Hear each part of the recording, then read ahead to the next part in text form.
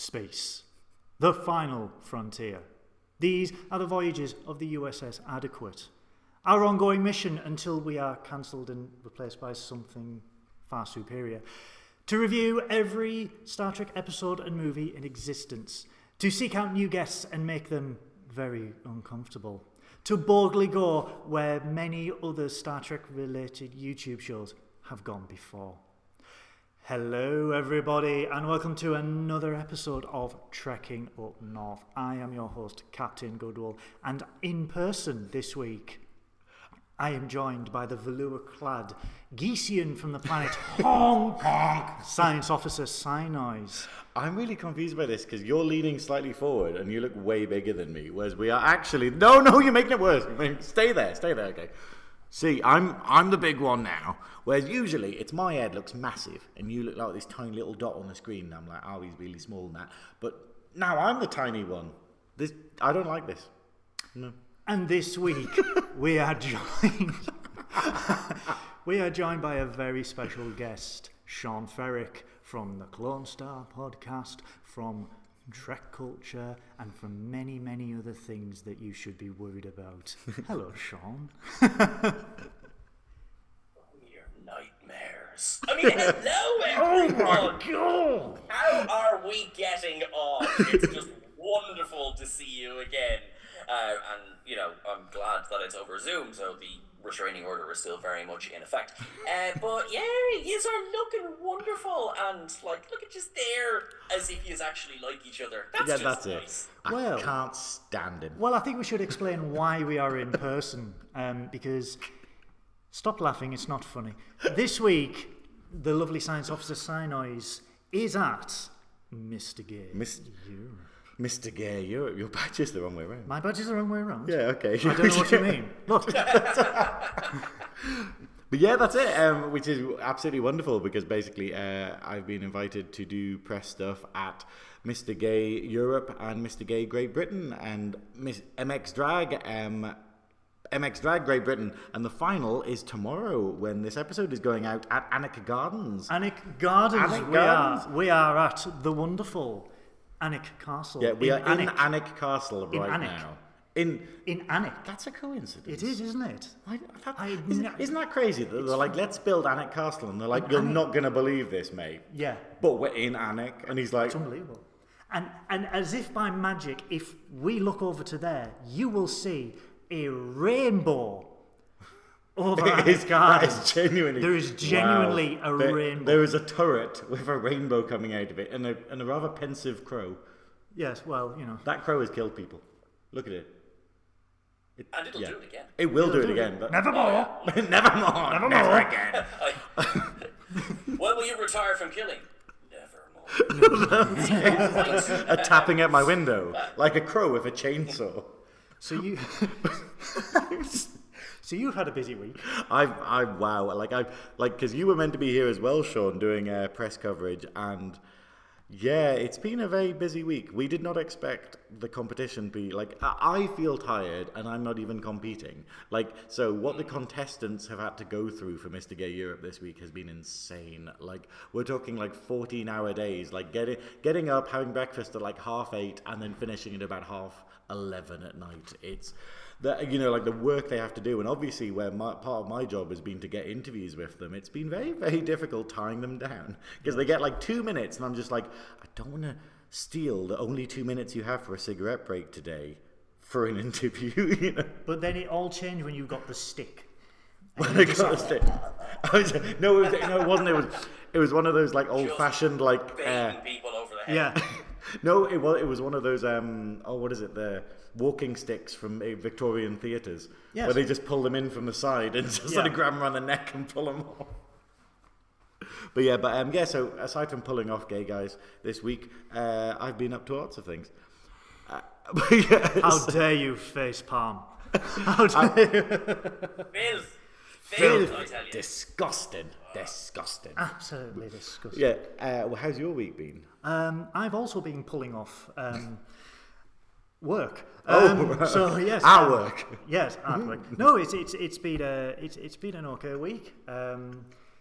slightly hungover from last week's episode. I don't know if anyone paid attention to last week's. I was rather drunk on martinis by the end of it. We didn't notice. We didn't notice. I wasn't actually that drunk. I'm just naturally crazy. So, yeah. Yeah, it was. It's been a good week. I've journeyed all the way up from the ghettos of Redcar to Alnwick Castle, where I'm like, these are civilized people. They have teeth, and they've got a Costa. They've got a Costa. Yes, yeah. We have a Costa, but more importantly, they have a Starbucks. Their one's not on fire. No, but they have a Starbucks. Oh. That is not on fire. Well, you can't say the coffee's cold. Yeah, that's it. Every roof, every cloud. What? Anyway. Every cloud is full of coffee. I know this. Oh God, I'm so tired. How's your week been, Sean? Well, my week, you're right. I was originally supposed to be sat right beside you at the moment, and unfortunately, I am sat looking through a Zoom window at you. You may put those tongues away. Now listen. You'd be right here. I'd be like, you're not delivering. Don't tease me with things you're not delivering. No. Hey, you're calling for Jamaharon. You're the one calling with Jamaharon. You know, we can. You're the one with the mustache. Do you seek Jamaharon? Oh. I was theorizing last week that, like, we don't know that it's sex. What if it's, like, table tennis or something, and it's, like, something really innocent that people are just bay into? Imagine it was like, do you seek Jamaharon? Yeah, I do. Walk through, and it's in the name of the Father and the Son. Yeah, oh, God. It's a rise in Jehovah's Witness, but instead of coming to your home, they come to your deck chair. Do you have a minute to talk about our Lord and Saviour, Jamaharon? Yeah. Have you found Horgan? I love that it's called Horgon. You're like, but you want them to come closer. So, yes, sorry, continue. Yes, it's been good, thank you very much. Yes, unfortunately, a couple of things came up, so I'm talking to you through a Zoom window. But I've been still helping out, so you have very nicely been sending me video footage, which I've been editing and putting out on socials. And so if the edits are fun, I hope you're all enjoying them. If they're dreadful, I can only work with the footage I'm sent. I mean, what? Really, what I have to work with. Just it's actually been really good. So yeah, it's the been good. The Tuesday footage, Lilladori, that was amazing. Like, sorry to go off on one, but Alnwick Gardens has a place called Lilladori that's like a Disneyland for kids, and it just opened up like this year, I think. And it is just the most amazing thing in the entire world. It's like a micro Disneyland. And I went there today. Because I was literally like, I have some free time. I can go anywhere. All the contestants are busy. I can go anywhere I want. And I was literally just like, I'm going to go to the Lilladori again and get like overpriced hot dogs and just sit there and enjoy the atmosphere. It was crazy. Excellent. Yeah, I will never underpay for a hot dog. That's yeah. That is absolutely a soundbite that's going to come back to haunt me. But yeah, no. Lilladori looks. What we learned from Kirk in season 2, get 2. Mm-hmm. Yeah, get 2 of the. Listen, I really like that episode, but 2 of the driest, drabbest looking. Everyone said that. Yeah. Like, you know, these are so good. I know. You get a glass of water or something with it. I think he got dry hot dogs and a glass of Chateau Picard with it. But oh no, mediocre. How can we take bad and make it worse? However, what we did learn from when we did the review, because Paul, who was the guest host, Paul, Paul's the rainbow. He's not lurking over. I'm looking at you. I'm looking. You at want Paul Wesley as your guest host? No, just regular. That would have been amazing. Like, did you like the episode, folks? Yep. Yeah, for Palashan. Talk to us about your hot dog. Tell us about your hot dog. But no, Filth. Paul, who is the cult leader of Nerdy Up North, he's visited Toronto and he said, it looks dry because the sauce is actually underneath the sausage. It's underneath the sausage. Like stealth? Stealth sauce? Yes, they plant the seed and then lay the long... Oh God! Yes. This is not. So it's actually underneath. So there is a bun sauce meat ratio. But like, did they let them know that in advance? Because that sounds like just a consent minefield. Yeah, that's it. Where do you want the sauce on your sausage? Visible, and I'd like to sign the form. To be fair, it actually sounds quite good though, because like the hot dog I had today, like all the sauce I put the sauce on and then it just promptly came off. And I was like, well, that was pointless. You know, so maybe putting it underneath is probably good, maybe? I don't know. We'll give it a go. Everyone in the chat, do you want your sauce on top or your sauce in the middle? Let us know. If you're watching These this are the important questions. yeah, Demonetized. comment. We were monetized. Comment below where you like the sauce on your meaty hot dog. Anyway, guys, speaking of, I love that I'm the gay one at a competition called Mr. Gay, and I'm not the one making meat gags. I'm concerned. You're making meat gags. Meat gags. Meat gag. Meat gag. So we're anyway, here guys, to talk about Star Trek Strange New World Season 2 with Seán Ferrick. We are going to do a nice little Season 2 review. Sean's going to disconnect the call shortly. We're going to do a nice... Not at all. No. The wilder the better. I love how we were like, we're going to be so professional when Mark Cartier's on again. We weren't. Now we're like, we're going to be so professional when Sean's on. Maybe not doing that. But I think by now they understand us. Yeah, I think now they know what. Technically, it's their fault. They've seen our records. Yeah. So we're here to review Season 2 of Star Trek Strange New Worlds as a whole, because we've done episode by episode, but I think just talking about how good this season has been as a whole, it warrants an entire episode by itself. And wow, like, we went into this season knowing that it will be good, but by all accounts, it has blew me away this season from start to finish.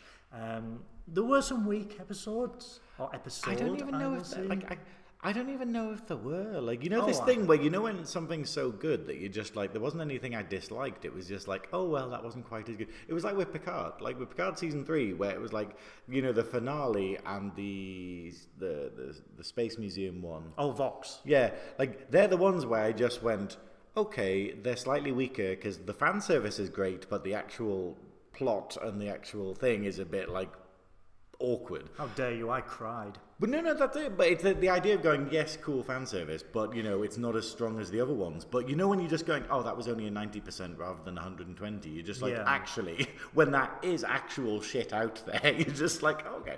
But that's what this has been like. I have not disliked a single episode this season. And I felt really, I think I was saying last week about a friend of mine is basically, he kind of was watching it, then got busy, and then didn't watch the rest of the season. And the episode he stopped on was the one where Spock becomes human. Is it Lost in Translation? Charades. Yeah. He stopped on Charades, and I was like, you have to start. Like, it is literally just clean sailing for the rest of the series of some of the best Trek we've seen in fucking years. And he watched them, and he was like, oh my god, this was amazing. It's been very, because I have a friend who is very, not critical of new Trek, but has high standards.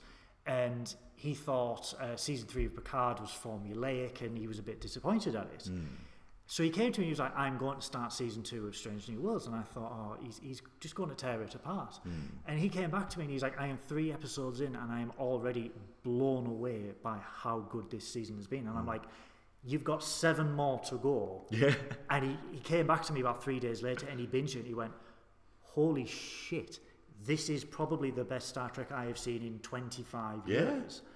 And I'm you know what I was thinking about? So just on Picard and Strange New Worlds, right? So very generally speaking, but Picard Season 3 was for older fans. Strange New Worlds Season 2 is for the newer fans. Yes. Now that's obviously, there is so much time back into like Legacy. You've got the whole stuff at Turing. You've got so many, and obviously you've got Lower Decks as well. But that's what I think. I think there's an energy and this sort of confidence in Season 2 of Strange New Worlds, which is, I was having this conversation the other day.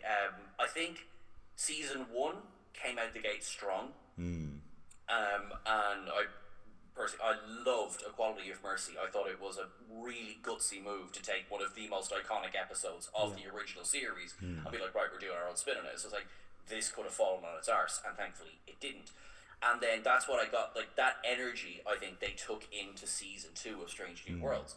Star Trek Picard's 3rd season, which I agree with the rest of the world, basically, that it's the best season of Picard by far, and because it did that, it went, let's go and do the nostalgia mine.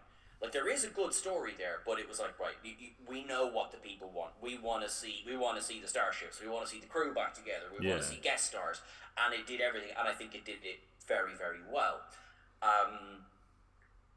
Strange New Worlds relied less heavily on nostalgia. It still tied it in very nicely. You have, I mean, we'll break it down and we'll talk about it episode by episode. Obviously, tomorrow and tomorrow and tomorrow, I think walks that nice balance of, though there's huge historical moments going on, but also all of this is new. Yeah. You know? So I before we get into the nitty gritty, I thought Strange New World Season 2 is again some of the best, like, sorry. He's gone ill people with who don't like admiration. Strange New World Season 2 are like poisoning the air. I think it's some of the most consistently strong Trek we've had in a very long time. And it feels strange that it's a season 2 that does that. Like, it does feel like, because what you were saying about like season 1 being like a warm up, because I remember when we were talking about it, like I got annoyed that they cleared up plot lines far too soon, like Mbenga's daughter, where it was literally like, oh cool, this is a thing that could hang over it for series, like whole seasons, and then come back, or like Una's sort of like like Una's actual race and stuff. Yeah, being augmented. That stuff that you could have brought back 2 seasons later or whatever. And it felt like it was like, no, we have to do this immediately because we don't know if we're going to get a season 2. Yeah, and it feels a shame that you're just like, oh shit, Mbenga's daughter, that should have been in the air for a long time. But with season 2, it's sort of, they knew early-ish on that they were getting a season 3. Yeah. So you can tell that they're sort of like, right, let's just pull off the throttle a bit and let's pace it a little bit. Yeah. And I mean, when was the last time, I'm going to say Enterprise, where we had a to be continued Star Trek finale? Although people get really annoyed because everyone's got really annoyed with this one where they're like, but I need more, damn it. It comes up and you're like, you just had this amazing episode and it's a to be continued and you're like, damn it. If we need more, we need the studios and the executives to sit down with SAG-AFTRA and WGA and pay your goddamn writers and actors fairly. Because we will have to wait until possibly 2025, if nothing's done, at least for season 3 of Strange New Worlds. And if we put this in context, okay, that's 2 more years. What daddy powers is Anson Mount going to have by then? I don't think we're ready for it. I don't think even 2 years of like constant training montage is going to make us ready for his daddy powers. How many greys is he going to have by then? Oh God, don't. That man can turn me. Like, I'm moist. Scene where he takes his top off and it's just great. Like chest hair, shoulder hair, back hair, everything is just great. Hashtag Silverfox. There was something recently. It was an event he was at, and I think it possibly was Star Trek Las Vegas, and someone started the question, basically phrasing it, your daddy Pike. It just fell flat. Wow. He has this presence about him that when I saw him in person, he just has this natural charisma that when you're with him, you're just like, and you melt because he's just so lovely. He's so nice, but God damn that hair.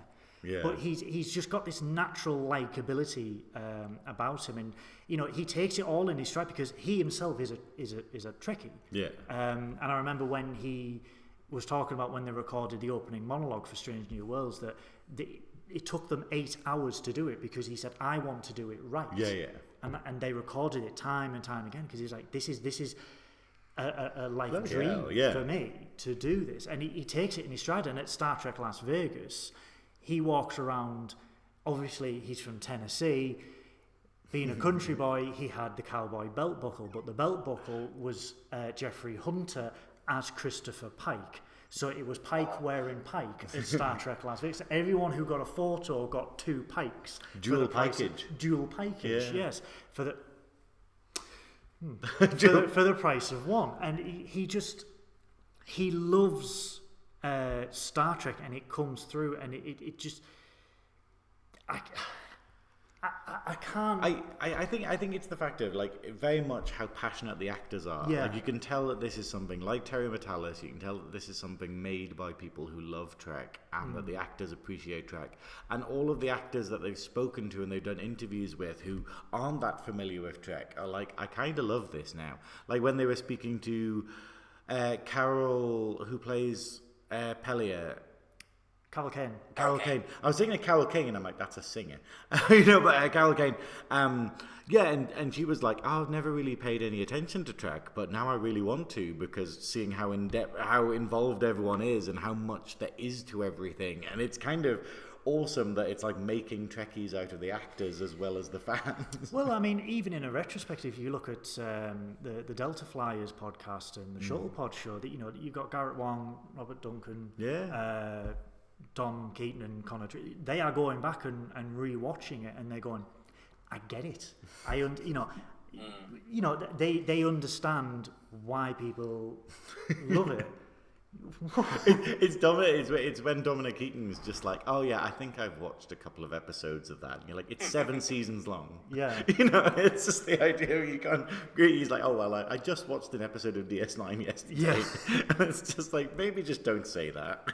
But the season 2, and I think you hit the nail on the head, Sean, where it's like season 1 they took risks, and a lot of people were like, how the finale for season 1 where they were like, are they going to pull it off? Are they going to do it? And they did. And coming into season 2, we knew that there was going to be a Lower Decks crossover, and the first thing was like, how are they going to pull it off? Yeah. And will they be able to pull it off? And there was always that anxiety, and then we got the episode and we were like, yeah, they did it, and they did it superbly. Well, I've said this in every single episode while we've been talking about season 2, but it's the fact of, it's very rare. I'm incredibly cynical in the Netflix age that people are going to do good writing, or that things are going to succeed, or that movie, like, you hear that there's a new Resident Evil movie coming out and you're like, oh, maybe it won't be terrible. Like, you're not going at it from a place of optimism. And it's kind of like, oh, they're going to remake Silent Hill 2. Oh, that's going to be... but just like, oh, I'm sure they'll carry that well. And it's by the team that did that game. But it's the fact of, but with Strange New Worlds, like season 2, I hit a point where I was just like, yeah, they're going to smash the musical, and I had no doubt. Like, the idea of you get such confidence from it, because you're just like, you managed to reinvent the Gorn. Like, you managed to make something that, like, on screen is literally a man in a rubber suit throwing a plastic boulder, it's like a paper mache boulder. It was real. It was real to me. But and then made them into this terrifying new thing, like reinvented it. Like, rather than basically going like, oh well, we'll just create a new race out of nothing that's never been mentioned before. They just went, no, we're going to take something that exists, like, to criticize Enterprise, fucking Xindi. Like, when there's so many races you could have picked. I know. I'm saying it. I will say it to Dominic Keating. I will say it to his face. But but very dare you. But I absolutely love how I just have so much faith in this show, and the fact of, like, they smashed the Lower Decks crossover, they smashed the musical episode. The finale is absolutely amazing and does exactly what a finale wants, which basically is like, hey, give us a season 3. Have you just mentioned faith after slagging off Star Trek Enterprise? Yeah, that's because I got faith of the heart. That's Russell Watson coming after you. No one's gonna bend or break me. Best theme tune ever. What's this email with the subject line cease and desist? It just says, please stop. Best theme tune ever. Fight me. So we'll get into the episode. I mean, season 1 and 2 or season 3 and 4? Season 1 and 2. 1 and 2. Yeah. I don't know why they did when someone comes in with a tambourine to enhance a song, no. In the Xindi season as well. Yeah. They basically end season 2 with Star Trek 9/11 and think, Joe, this is missing. Tambourine. Yeah, that's it. It's like 8 million people are dead. It's been a long road. Getting from here to here. I mean, Riker's jazz version was more fitting.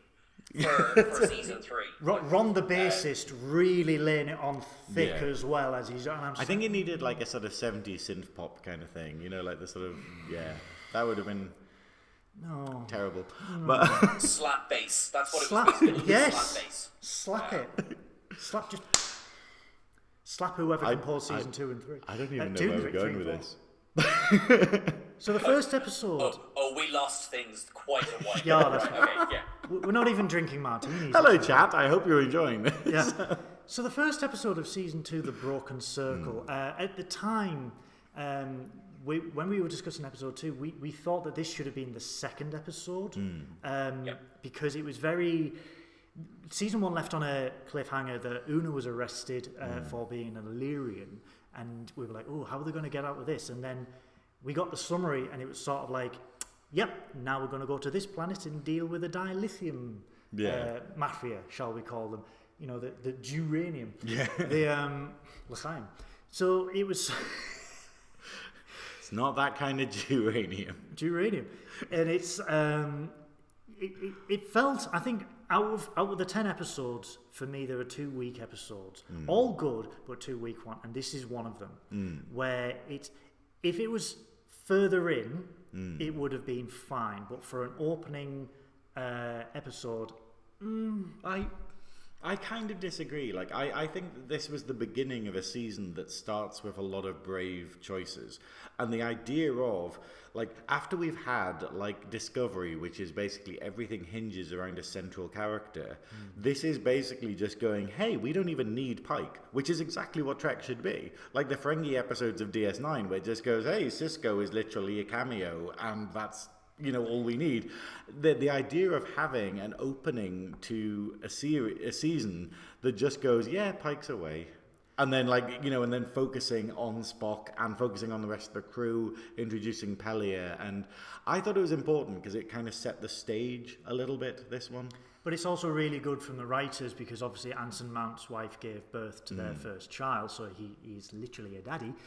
And it's the way that the writers, I mean, we'll get it with Melissa Navia further on in season 2 when, you know, her husband unfortunately passed away, and they had to work around Melissa Navia having time away, time to grieve. And a lot of people are like, where's the Ortegas episode?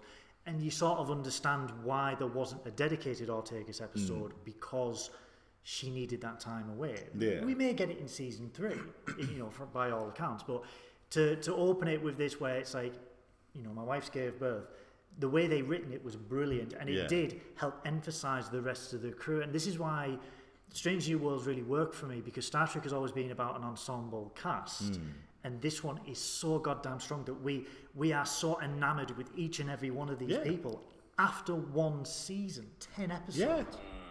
That's it. It's this idea of you just want to see more of them. And, like, this is the thing where, like, we're talking about how annoying it is that we didn't get an Ortegas episode, and you're like, that's what Trek's all about. Like, it's that whole thing where you just go, oh my god, it's a Kira episode, or oh my god, it's a Riker episode, you know, and you just go like, Riker. We'll get to that. But and I think this was really good. And obviously, like, the way it introduced new characters, like the buzz from Pelia getting introduced was amazing. Like, that's all anyone was talking about, was just like, oh, this is amazing. She was a scene stealer in this episode, though. She really was. I think she's been a scene stealer in every scene she's been in. I like this shit. I'm going to stay around. Yeah, they've kind of managed it by just not having her in very much. Like, where they've just gone, okay, she's just going to make everything really difficult if we have her stealing every scene. I think with Pelia, though, because she is a Lanthanite, there was, all the way through season 2, there was Star Trek Enterprise undertones. All the way through. From episode 1 all the way to 10, because you saw the NX-01, you saw the Phoenix and everything like that. The one thing I wanted was just for Pelia to go, yes, President Archer, yes, I knocked boots. And I'm just, do you know what I mean? Because she would have known Captain Archer. She would have been around at that time. I think the great thing that, as we're seeing from Pelia, that throughout this season, is the fact is she doesn't give information like willingly. She just kind of if someone mentions oh, were you there? She's like, oh yeah, of course I was there. Like, I'm sure if someone asked if she knew Captain Archer, she'd say it. But otherwise, she's just like, no, these artworks, just ignore them. It's oh, we don't know them. They're all fakes. So, what did you think of this episode, Sean? I mean, obviously we see the reviews on What Culture and everything like that, but and the one thing where my mind hasn't changed is I don't think it should have been the season opener.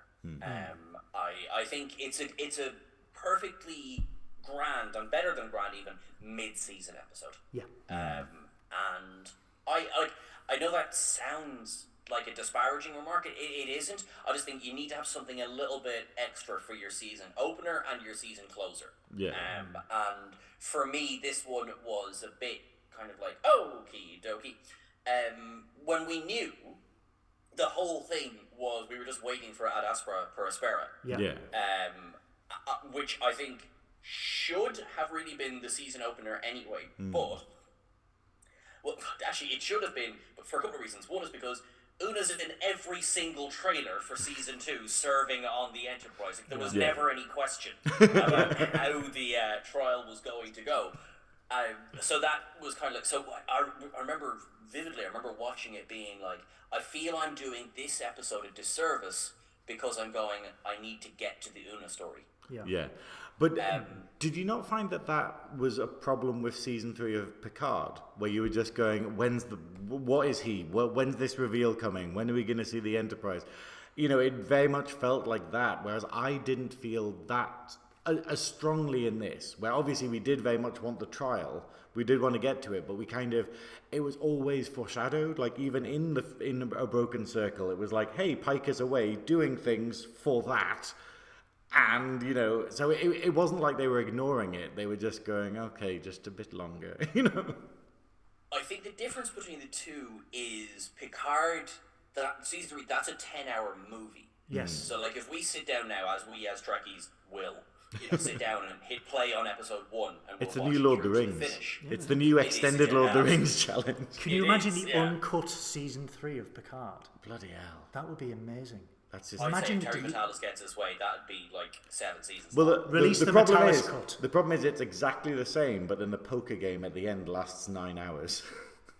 With the camera just that's it. Just getting gradually closer it's in. Twice the length.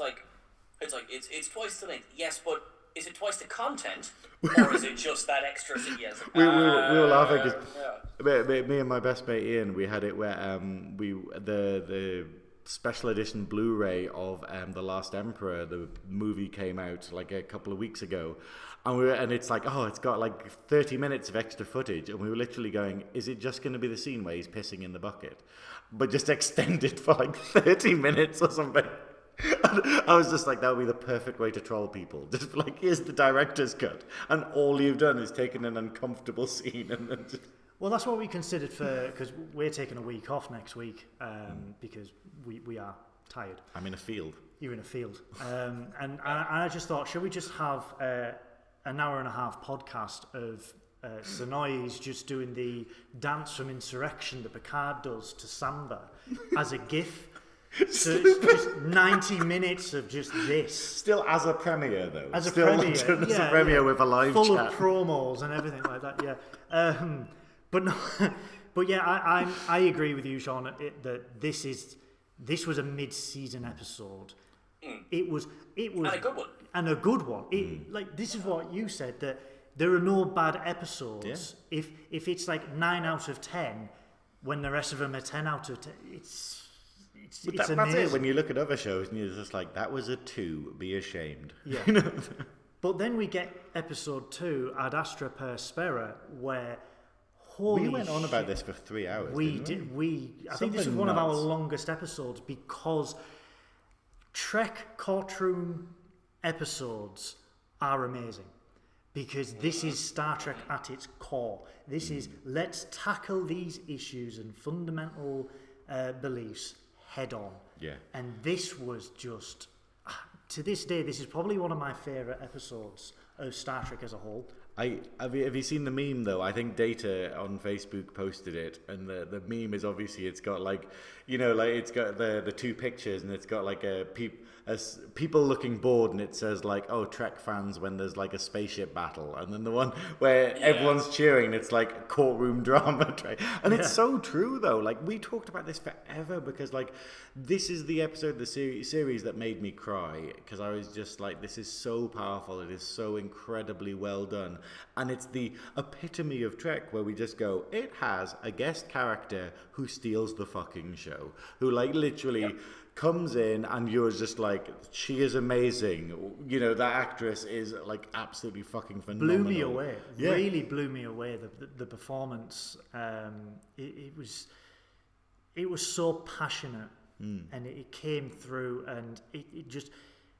The way that it just highlighted that even in the 23rd century, I'm glad you know that.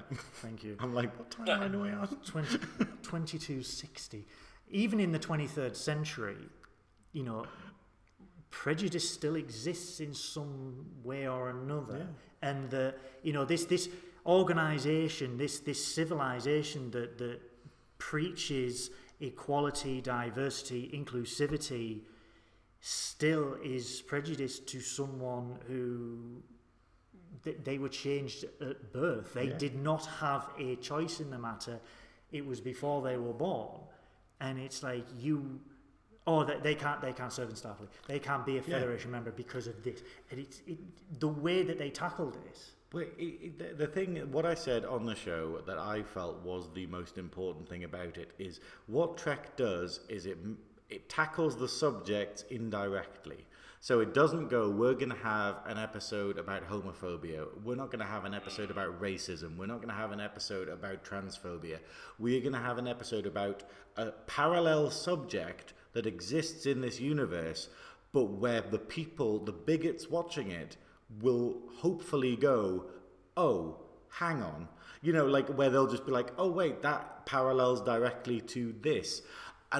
And that's exactly what Trek does well, rather than, because obviously a lot of the bias that we have nowadays are gone in Trek, but then other ones exist.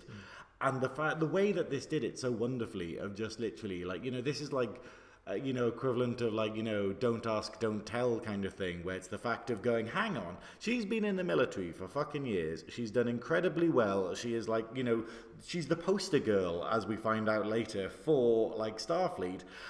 And then they're just going, oh yeah, but this personal bit about yourself that you couldn't do anything about, ooh, that kind of changes everything. You're like, but does it? Does that change her service record? And that's exactly what gay people had to go through. That's exactly what like trans people are having now, where they're kind of coming out as trans, and it's like, oh, but can you do your job properly anymore? And it's like, well, I was, and it's crazy. Sorry, there's a challenge as well that Strange New Worlds as a whole has, is that they're tackling this, but we know that there can't be a satisfactory resolution because of what's gone before, because we know that as recently as Star Trek Prodigy, Dal had to get special permission. Admiral Janeway had to go and make a case for him because he's genetically engineered, and that's where it's a challenge. It's the strength and not a weakness, but it's a strength and an eyebrow raise of doing it this early in Trek history, which is, going in. So this is one thing, like, going into the season, Una's going to get back in the Enterprise, and it's going to be by a technicality. Yeah. And I think, and this is probably my biggest, the harshest thing I'll say about the episode is that I think they didn't make a big enough deal of the fact she's only back via a technicality. Yeah. Because it was, there was this swelling of happiness at the ending. I thought Day did an amazing job as Neera. All of that, fantastic. Loved all of that. But it was that message of she asked for asylum, Starfleet granted it. I think that got a little buried when that could have been your big message. It's like, look, Star Trek, which is at this point the 23rd century, as you say, this is as pretty much as utopian as it gets. It'll get a bit more utopian around the 2350s and 60s, and then we start to slide right back off. Wow. We go darker again. Exactly, yeah. Everything's great. What's that thing in the Denorius belt? Oh, crap. Grey uniforms, low lighting. What? It's like, I feel this way. So, but the monster maroon. this kind of as you're entering that period of as good as it gets, right? Yeah. And I think this idea, like they had an idea to be like everyone going Starfleet, yeah, we helped, we granted asylum, and then just to have, even if it was just a Pike and Una scene of, I'm sorry we didn't get the answer you wanted. Yeah. Or I'm sorry we didn't get, because you can't say, oh, all people who are genetically engineered can get a Starfleet, because we know that they can't. Yeah. And I don't feel that, right, here's my big thing about season 2. For all of the discussion of Khan, of Noonien Singh, of genetically engineered people and augmented people, I don't think there was quite that through line. I think it was touched on, and there were some amazing scenes, like when we get to talking about tomorrow, I think there's so good. But like, I really love this episode, and I think as a standalone episode, it's really, really good. I think in the overall history of Star Trek, it was setting itself up with that massive barrier that we knew it wasn't going to get past. And then I feel like it was kind of, as I say, make a bigger point of the fact that we're, and again, make it really awkward, make it like, oh, Starfleet's, we're making an exception for you, Una, you're the god of... So the bit where she's the poster child, and again, that's what, 2380s, so that's, alright, it's after Bashir, but it's before Dal. It's almost like guilt, isn't it? It's they made Una the poster girl for Starfleet recruitment, but it feels like we are doing this out of guilt and sort of pity. I can't explain. I don't think it's a pity thing. I think it's just this idea of the maybe not irony, but the fact of that they can go, this is the best of the best. This is the best of the best. Who and got in on a technicality? Yeah, and they're like, oh, but we treat them like for instance, with the Mr. Gay Europe, we went to Beamish Park and Museum on Tuesday. And the main area we went to is the 1950s area, where they have a whole amazing place where all the buildings and stuff are decorated for the 1950s. And going there as a gay contingent, and then obviously 1950s being gay in the 1950s, and then having them kind of acknowledge stuff like, oh, the amazing thing that Alan Turing did for the world, and the Enigma machine, and all of basically allowing us to have computers nowadays from the groundwork that him and his team set up. And then them also having to acknowledge, oh yeah, but it was also the decade that he killed himself because we chemically castrated him for being gay, despite all of his actual service, in the military. And you're just sitting there being like, okay, that seems a bit odd that you're willing to be like, oh, he's one of the greatest Brits to ever exist, but yeah, he kind of did kill himself because of us. And it's it's the same thing with Uno, where it's the fact of they want the kind of, hey, this is the best of the best and we want to put them on the poster, but at the same time they're not willing to acknowledge, oh yeah, but we won't fully accept them. We won't actually truly believe that, I'm sure that, there is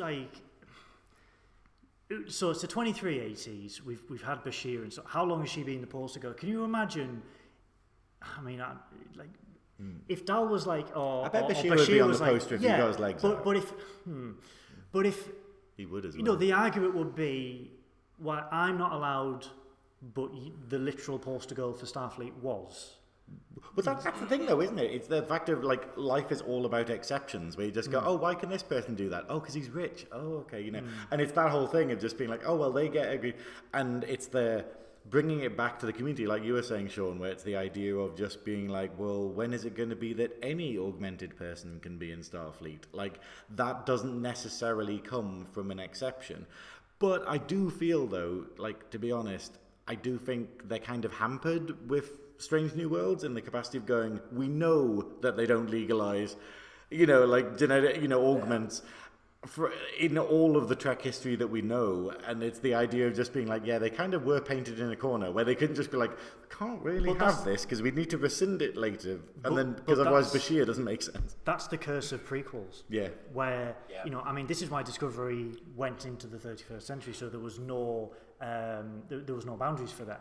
And it's sort of like, Strange New Worlds, yes, they are brilliant, but also, like, we know what happens to Bashir. We know what happens to Dal in Prodigy, #save Star Trek Prodigy. And it's sort of, it's predicted, like, what's going to happen. And it's the Pike paradox. We know what's going to happen at the end of it. Yeah. And I agree with you, Sean, where it's like, she got away, she got off with it, or she got into Starfleet on a technicality. She got back into Starfleet on that technicality, and they should have made more of a song and dance about that. Yeah, I mean, to be fair though, they can happily bring it back. Like, it's the idea of this could be material for future seasons where they just go, hey, this isn't resolved yet. Like, it's not a tight little package, because it's the fact of And I like that. Like I was complaining about Umbenga. Well, like I was complaining about Umbenga, where they felt like they had to resolve that quickly just in case they didn't get another series. And with this one, it's like they kind of left themselves a couple of breadcrumbs to be like, oh, we could bring that back. But we should move on to the next episode because we're never going to get through. Well, it's tomorrow, and tomorrow. And nothing really happens in that one. Should we skip that one? I don't think Sean likes it. Dreadful episode. Awful. Driest hot dogs in Star Trek I'm history. so happy that we got a Lan episode. Like, this is the weird thing. I love all the characters in Strange New Worlds. Like, there's not like I remember when we first started, and I wasn't sure about Umbenga. I thought Umbenga's voice like grated on me a little bit, and I was a bit like, oh, he's a bit dry and stuff. And I absolutely adore him now. And Lan was one where I was just a bit like, oh, it's a choice. And now I'm just like, yeah, she's amazing. And to get a whole episode like this, what we're talking about, the ensemble cast. This basically has none of the other cast in. It's basically just Lan, and it's phenomenal. But even with Paul Wesley as Kirk, you've got Captain Kirk, not a shadow on Laan. Yeah. And Christine Chong's performance, it's like, I adore this episode. I really adore this episode. How the relationship between Laan and Kirk play out, because again with prequels, it's not going to, it's a different Kirk, obviously from a different reality, but again, it's not going to pan out because we never hear of Laan again. But the way that they built this relationship up, and you see La'an's boundaries, that she is, these walls that she has erected around herself to stop herself being compromised emotionally and just being this, I don't let anyone in, and just watching it slowly get broken down all the way through the episode to the point where Kirk dies. Spoilers. But not really. But right at the end. Not really. It's a different timeline. Don't worry. Yeah, but don't put your cereal down. But right at the end, to see her on her bed and just see this stoic, this tough as hard nails character just collapse emotionally into this mess, and it's sort of like, the strongest character can still be ruined by by these events, and just.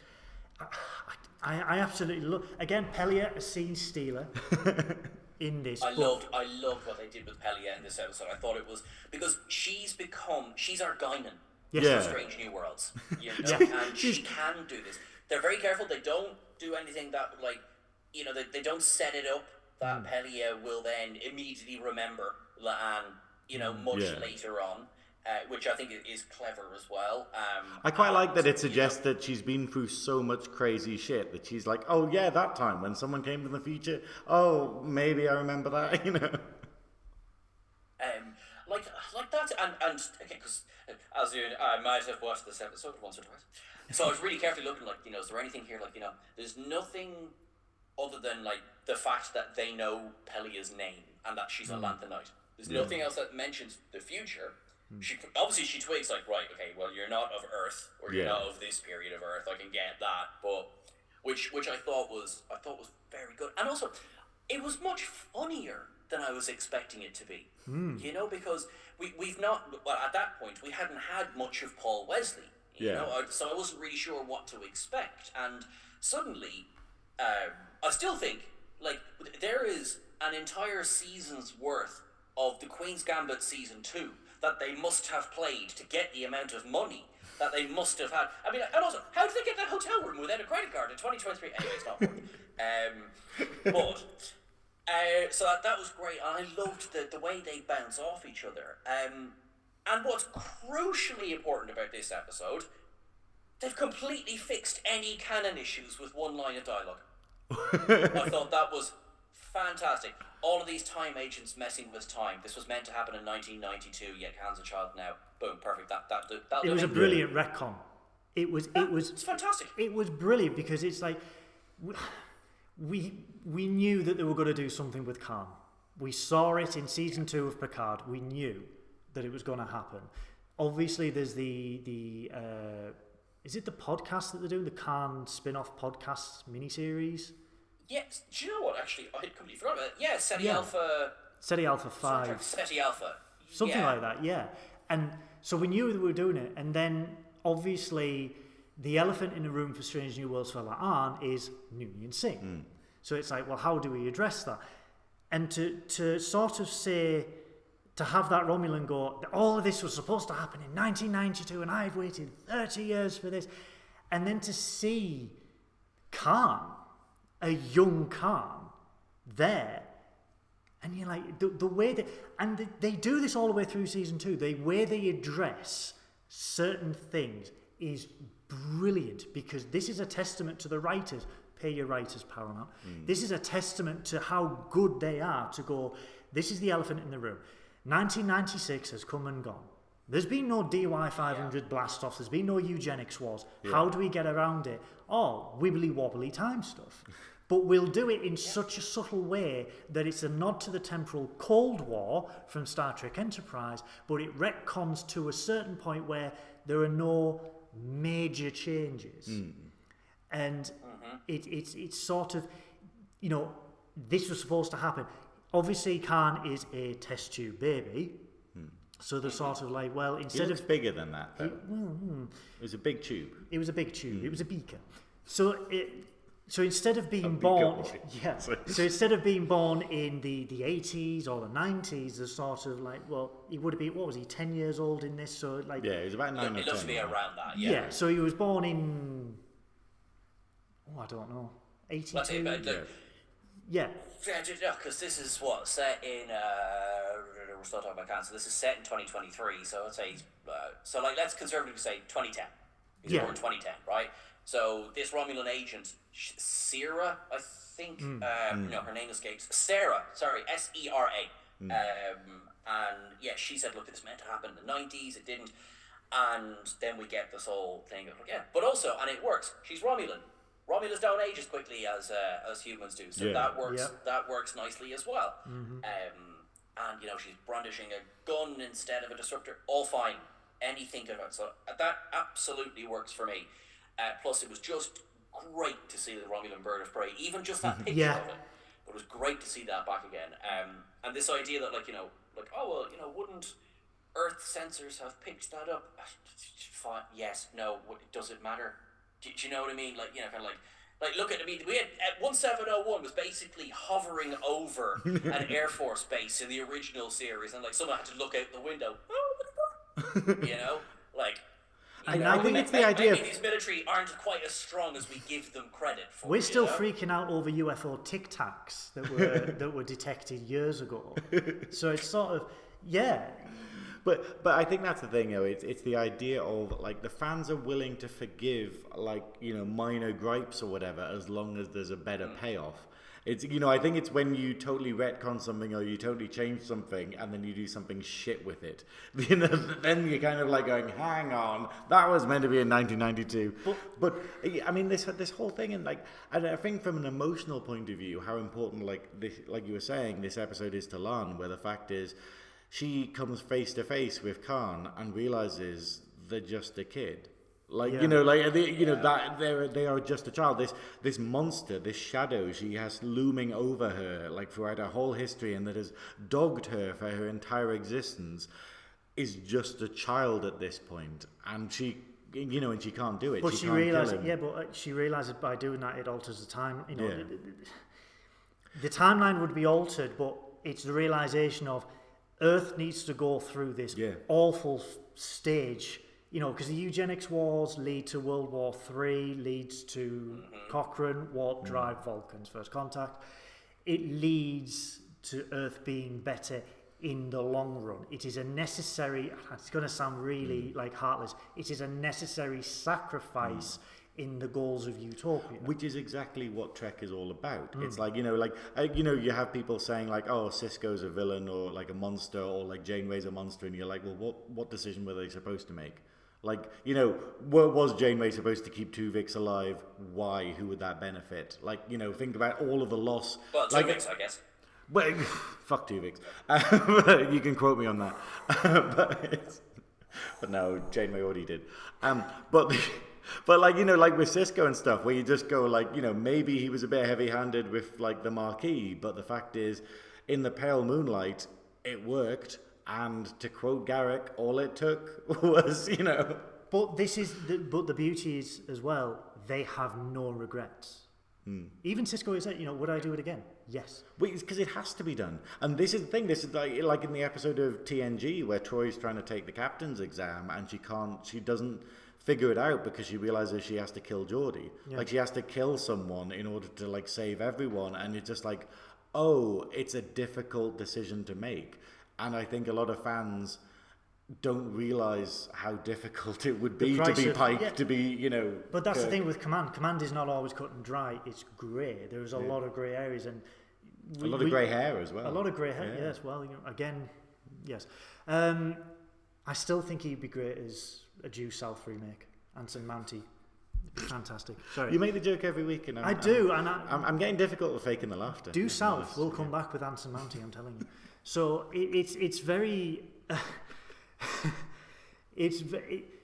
we learned this from Battlestar Galactica as well, with Commander Adama, that command decisions have to be, like sacrifices have to be made. It's not always... Sacrifices have to be made. It's not always good versus evil. It's not always black and white. Yeah. There is a lot of grey areas. And it's the fact that, like you said, with Troy in the entrance exam, she tried to find a way to save everyone, and Riker said, you cannot save everyone, and it's about the needs of the many outweighing the needs of the few, as we learned from Spock in the movies. It's these decisions have to be made, this is the price of command. That's it. The eugenics war has to happen for us to get utopia. Yes. And and La'an realizing that and it helping her kind of come to grips with her past and with her like heritage is, I think it's fantastic. Sorry, anyway. But the next episode, sorry, go on. That's it. Yeah, like it's funny. Like, you know, we'll get to the final episode by about Tuesday. But sorry. I don't know. It's because it is. There's a lot of Strange New Worlds has given us a lot of episodes that we will talk about for some time to come. Yes. And I'll go into actually no, because there's more points I want to make on that, but as we go on. So, in my opinion, episode 4 was the weakest episode of the season. Among the Lotus Eaters, I said to you this is the memory one, isn't it? This is the memory one on Rigel 7. I mean, the thing is, I remember when we were reviewing this, and I got really excited because I thought it was going to be an Ortegas episode. Yeah. I was like, oh, it's going to finally get an Ortegas episode. And I didn't realize the backstory that you went into earlier about her husband dying. But it was the idea of just going, and then it didn't. And I thought it was great. Like, you know, this is still a sort of 85-90% episode, but it was I think it was cool because we got to see full-on Daddy Pike, you know, like, you know, beating the guy up and stuff. And I quite liked the idea of just going, Starfleet doesn't always get it right. Like, they literally did abandon people. And yeah, they could have tried harder, they could have done better, but they didn't. But do you know what they also don't get right? The uniforms. Oh no, not I have such an issue with this because Rigel 7 happened, what was it, 5 years previous, the Cage? It would have been because it It was the cage. Yeah, sorry, it was just the before cage. the cage. 2254. Yeah. Was the cage. So, but the uniforms. So, yeah, so, there's no. And considering we've seen a picture of Pike and April side by side Yes! in the uniform, and now I want to make this point. Strange New World looks beautiful. Okay, let me put that. I mean, like we know that. I love the uniforms as they are in 2259. I mean, I have to say I really like how they've redesigned them. This is a point I will make again when we get to Under the Cloak of War. Yeah. I've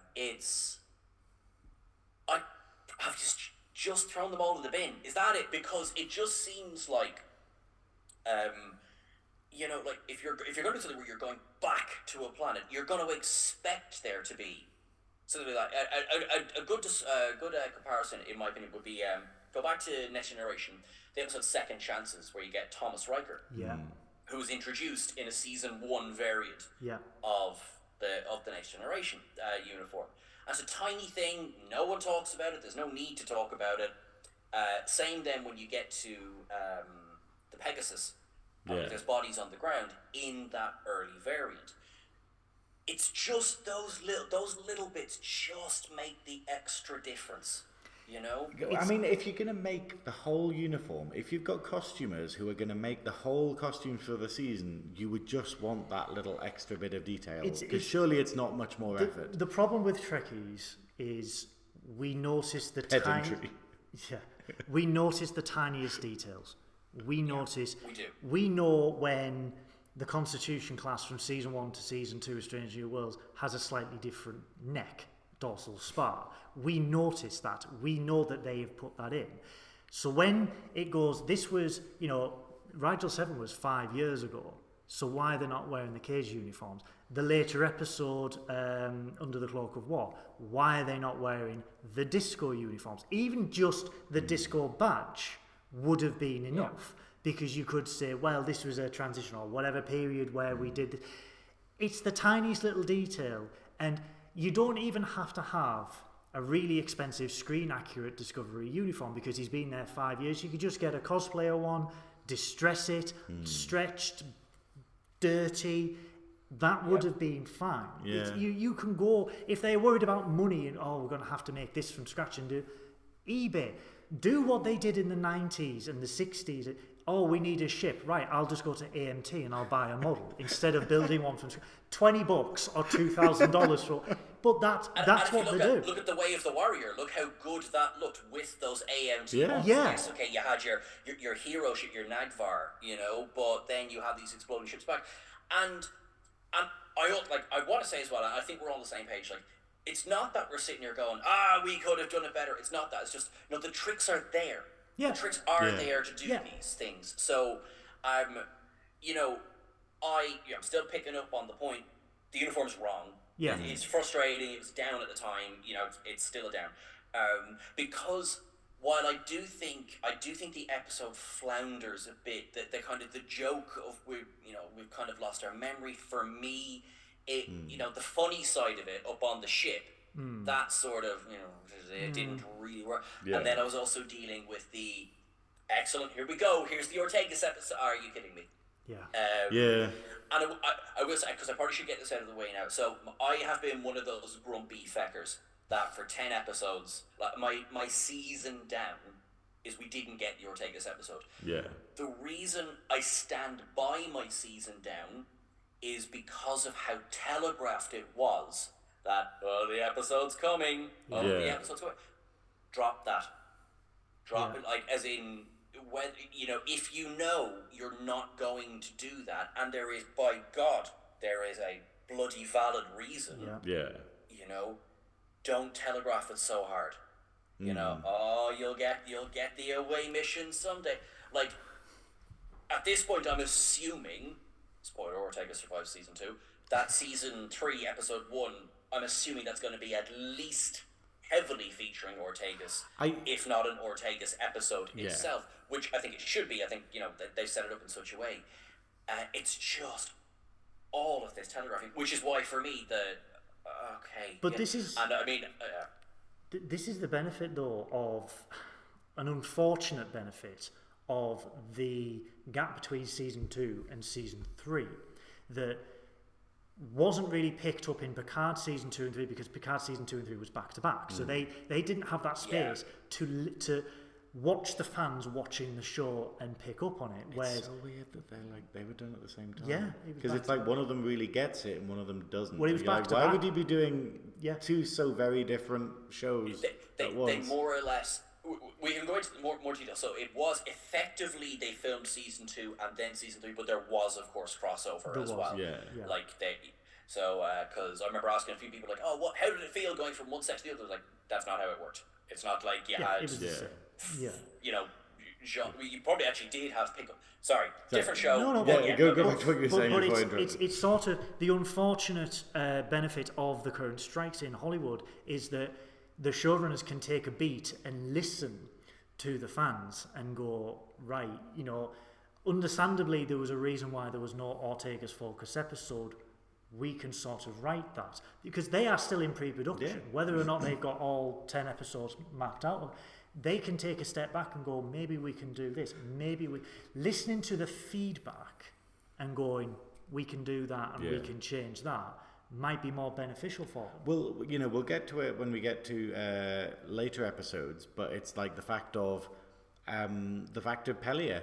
Like, I don't know if they didn't know what to do with Pelia this season, and I got very scared when we get to the last episode that it means that there's a target over Pelia, effectively. And I'm just like going, I'm pretty sure that now they've got space between the seasons, they're going to be like, let's not be too hasty, or let's make this a bigger deal than it might have been initially. But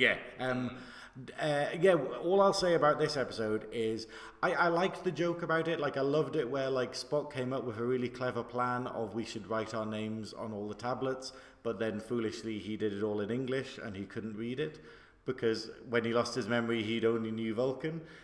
So it was literally just it's your native language, and he was like, I can't read this, you know, and it's like that didn't help at all. You know? Also, no Pelia in this episode. Yeah, that's it. I think that's the problem, though. Pelia, they've been so sparing throughout the season, and it felt really odd. Like, she feels like a plot device rather than a character at times, where she's kind of like, oh, we need a chief engineer, but we're not really going to focus on them too much.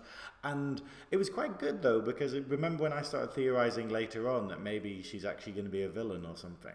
Like, because they're keeping her mysterious enough that they happily could do a heel turn. They could happily, in season 3, they could actually just go, actually, she's here for malicious purposes, and it would totally still fit. You know, I don't think they can now because she's such a fan favorite, but like I kind of had it on my bingo card to happen this season, that maybe, and then obviously a new engineer comes along. But I love the idea that they've kind of kept it open by having the character so mysterious. It's sort of, I coined it as the Shaw paradox, where obviously, like we just said, that season 2 and 3 was filmed back to back. So the plan for Todd Stashwick's character was set in motion. But it's the question of, had they known how loved that character would become, would they have still continued with the same story, or would they have... Maybe he was shot and then that's it, or maybe there needs to be some kind of rule of don't kill off new characters on the season they get introduced. That is happily what I would do. I just be like, as Lower Decks has explained, no one ever really dies. And where you go when you die is terrifying and haunting and will change you for the rest of your life.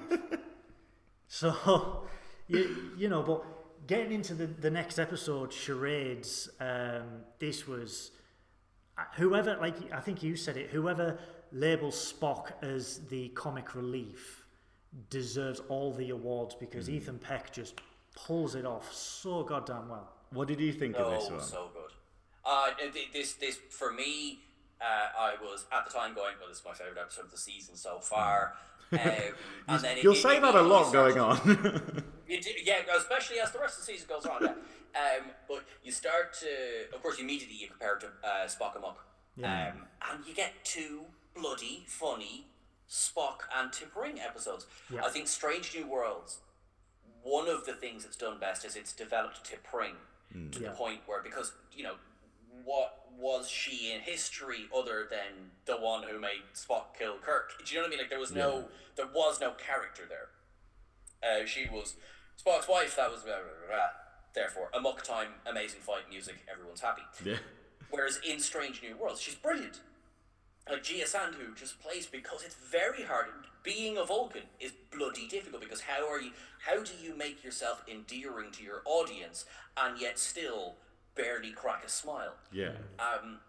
And one thing that, one issue that I had with the Kelvin movies is that I really like Quinto when he's just doing Spock. But in every film, there was like, let's have a reason for Spock to lose his coolness. And my point was, you lose the impact of that when it happens all the time, and that's what they've been very sparing about. Up until Charades, they've been very sparing about that with Spock in both Discovery and Strange New Worlds. They've done it to demonstrate his character. He is half human, he is half Vulcan, and it's pointing out that what we see in the original series isn't the initial product. It's the fact of he's gone through all of this shit in order to control his emotions as well as the Spock we know and love. And so that's why we have the finale of season 1, and that's why we have everything that happens in this series. But it's also a good justification for why Spock smiles in the cage. Yeah. When he touches the flowers, and it's like, he's not supposed to smile. He's a Vulcan. He's half human, and this. And it's like, well, this is the thing. It's like I absolutely adored I adore T'Pring. I absolutely love T'Pring in Strange New Worlds, and the fact that she's like a punk Vulcan, where she is fully Vulcan, but she has these little sort of like like in the gay community where you have shade. She has a couple of little sort of like says things that are shady as fuck, but like. Because it's done in a Vulcan way, it's kind of, she gets away with it. And it's really, I absolutely adore it. And I think it's just great, the development that we have for Spock over the course of the series. And the fact of, like, keeping to compare Strange New Worlds and how it feels like old Trek, it feels like the Trek that we know and love and what we wanted, is the idea of having this outsider character also being comic relief. Because we had it with Spock in the original series, we had it with Worf, we had it with... was there comic relief in DS9? DS9? Supposed to be Quark and Rom and stuff. And obviously, maybe to a lesser extent, Worf when he comes in. And then obviously, in Voyager, Tuvok. In Voyager, it was supposed to be Neelix, and it failed badly, so it was kind of Tuvok. Yeah. But that idea, and then, and obviously Phlox in Enterprise, this idea of an outsider just kind of bringing a comedy element by being so out of the picture and sort of so ill-fitting, I think. And it's wonderful that they've kept that spirit alive with Spock here. But with, a huge shout out to Jess Bush, because her performance in this episode, I genuinely, you can genuinely believe that she's actually in love with Spock. The shortness of breath, the eye contact, and it's absolutely great. It's amazing, and the lengths that Chapel will go to bring back the Spock that she knows and loves, and she will risk her life, not only her life, everyone else's life, Uhura and Ortegas' life, to bring him back to how he was, because in this episode there is a time. Is it a time? It's a wormhole, isn't it? It's a tunnel. Yeah. Multi-dimensional tunnel, I believe. Something happened, and they turn him. Basically, it's a commentary on how shit automated phone lines are. Where you literally it's the call center. It's the call center episode, as we called it, because we didn't call them by the names. We called them the Virgin Media call center alien race, where Spock and Chapel enter the tunnel. Something happens, and this evolved race basically goes, we noticed one of you was injured and one of you was a half-breed, so we've made them a full breed now. And you're just like going, what?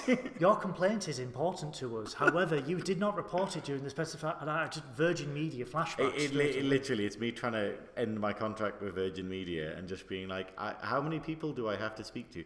Anyway. Strangely enough, no sponsorship emails from Virgin Media yet. I don't know why. It's strange. Yeah, but it's the lengths that she would go to and to bring him back, and even she is madly in love with Spock, even when he's going through this confirmation ceremony with her parents.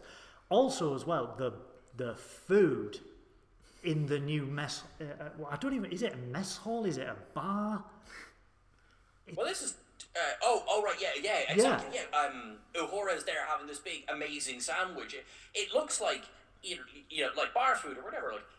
Because I think this is pre-replicators. Yeah, it's like protein resequences. This is what I was saying though. It's the fact of like I was complaining when we were reviewing it because it's like Ortegas and Uhura are like, oh, can we get these to go? And I'm like, why didn't you just put them in the bin and then get new ones when you get on the shuttle? And then Goodwill was pointing out like, oh, but this is pre-replicators, so they literally don't have replicators on the shuttle. And I'm like, oh, I didn't know that.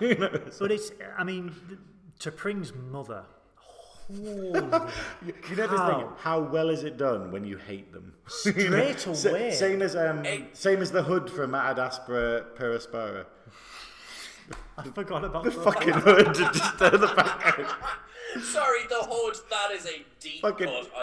elf ears on the hood. Yes. All he needed was the eyes to glow as he stands up and like interrogates Una. So Una, tell us. We need to rescue Una. FAB for Federation. If fucking Strangely Willed did a Thunderbirds crossover, they'd pull it off. Like that's how weird this is. Someone's done that. Someone's got it on a board somewhere going, there's a universe where they're all puppets. Well, actually, I'll tell you what, there definitely is. Angel did it, and it didn't work. Justin Lin of Gazelle Automations, because they're the team that put together the animated version of Threshold and The Best of Both Worlds. Do you remember they were doing the rounds there last year? Yeah. Well, he and his team, put together 3 episodes of Thunderbirds for the 50th anniversary of Thunderbirds. Wow. So we were doing a podcast with him. We were talking about Star Trek, and there he was with Scott Tracy standing behind him, hanging down and the pilot seat from Thunderbird 1. It's actually brilliant. But yeah, if there's anyone in the world who has imagined or possibly done this, it's the team at Gazelle Automations. There's my little plug for them. They're fantastic. I want a Puppet Pike now. Puppet Pike. The hair is amazing. Yeah. And it's just like, hit it. I think there's worse things to put your hand up. You're really dark, Sean, I've noticed. Look at us, we're like brightly lit, and you're just gradually fading. Think of the timing of that. There's worse things to put your hand up. You're really dark, Sean. That's it. Well, I'm really dark. No, I'm lit phenomenally. There we go, we have more Sean. Why would you put your hand up a marionette? Have I been doing it wrong all these years? Yes, you have. Very good. That's a very good point. You do this. You don't. Anyway, so I just always that's why Sooty never spoke though. And why Sweet was always so distressed, I'm pretty sure. So T'Pring's father was a very non-traditional Vulcan. He's a very non-traditional Vulcan. In fact, to the point where I don't think he realised he was Vulcan. Yeah, but also now it's going to turn out that T'Pring is half Romulan. They're going to give her yes. But also Pike's acting without saying a goddamn word. In this, where he's just sat drinking whiskey, and then at the point where they've completed the ceremony and Spock's about to lose his shit, and Pike just walks in with an entree, looks and just walks away. Just walks right back out. Absolutely. You can. That's how good an actor is, where they don't have to say a word. I love it. Like one of my favourite Pike looks is after the Klingon bit in Subspace Rhapsody, where he doesn't say anything, he just turns away, and he's just like that. And I'm just like, that's one of my favourite shots of the whole thing. The amount of gifs from that, it's insane. But all of these are like loads of gifs. Like this is this the episode with the I will break you. Yes, do not test me, Kirk. I will break you. And someone's done it as the woman screaming at the cat, and the cat's just like... and it's like... And it's like, Sam Kirk in this, he says, he does nothing all season, and he's just like, I've got a muffin crumb, and just the way Spock... I sympathise with Spock so much, because I'm just like, there's a mess, and I need to clean it. See, this is it. This is how we're different people, where it's like, I'm just going like... No, Spock, don't make this molehill any bigger, I will break you. But that's it. It's the idea of the joy of using Spock for comedy purposes. And like we're saying, like I love the hyacinth bouquet, like and Richard relationship that T'Pring's parents have. Keeping up appearances. And I just genuinely love that how he's just so open to everything. He's like, oh, it's a human thing. Oh, I quite like this. And then she's like, it does not taste correct. And he's like, oh, well, I suppose it doesn't. And I love how under the thumb he is. And it's very much this idea of going, the writers have done it so well where it has so many characters this season who don't really get a lot of screen time, but we feel like we know them. And it's because they were so well done and so well acted. And they're some of your favourite moments. Yeah, and these parents where I'm just like, we're talking about these parents who probably, 10 minutes screen time in a whole season? Yeah. So. It's like... It's phenomenal, because he barely gets any lines, and yet, I'm desperately want him back again. Charade. He wants to play it. So the next episode, the cliffhanger for this episode is Spock and Chapel rock boots. And I think this is great though, because like we're saying, the writers are doing a really good job of knowing what they need to achieve and what history they need to build up and working in the middle ground of it. Because the fact is there's always been that tension between Chapel and Spock, in a romantic kind of sense that doesn't really get explored in the original series. Very briefly, I would say. Yeah. But it's the idea of, it's just in the love episode, the love virus one, isn't it? I can't remember. My knowledge of the original series is terrible. But basically... And then this one kind of has this arc within this series that we're going to get into now, which is the idea of going, hey, we're going to elaborate on the Chapel romance and also use that as a springboard for why Spock doubles down on logic, which is phenomenal, But yes, okay. The next episode, Lost in Translation, which is an Uhura-centric episode, and again we do get Paul Wesley back as Captain Kirk because he's shadowing Una, because why shadow there was a meme that you sent me, and it's like, Star Trek, why are you always on my ship? Where Pike's just going to Kirk. Why? You've got your own ship. Why are you always here? Well, I love that this is the first fucking episode where Kirk actually exists. Yes, the fact is, we've had Kirk in, we've had him in 2 episodes now, but none of it's mattered because it was one of them was in the future and then one of them was him in the past, and then that timeline got deleted. So this is the first time that we're actually he actually exists. And I love what you pointed out about it, of how clever the writers were, because in the original series it kind of goes Kirk first met Pike when he was the fleet commander. And then obviously in this one they're we've upgraded Pike to be the fleet commander because he's commanding multiple ships now. I love that. Therefore we've tied up that little loose end, and you're just going, and how the fuck did you mess up the costumes with that amount of detail? It's just we need the pedants on every department. What, in this one? Oh yes. No, in the previous one. Yeah, Under the Cloak of War, and it was. I love just that tiny little nod where it's just that's the get out clause, and I'm the attention to detail for that, and then the uniforms are not the same, and it's it's wonderfully frustrating. But with this one, where it's an Uhura-centric episode, and you've got Kirk there, and the fact that the first time Uhura meets Kirk, she first thinks that he's chatting her up, and then just decks him in the nose. I love it. I absolutely loved it. Yeah. Well, and you get that scene as well of it's Uhura, Spock, and Kirk together at the end, and there's no big. Yeah. It's treated nicely, but there's no. You remember there was that kind of period, kind of mid 2000s until quite recently, where they were doing all the reboots, and in the reboot you would have and this is across. So this is not just Star Trek. It's across so many properties where so I'm a big. This is going to sound like such a left field. Big slasher movie fan, so I was really enjoying the Halloween remake that Rob Zombie did in 2009, and it has its moments. And there's a bit where Michael picks up the masks, and the bloody orchestra or whatever goes insane because he's picked up the mask. From his point of view, it's a ratty out piece of crap that's been buried under a thing for ages.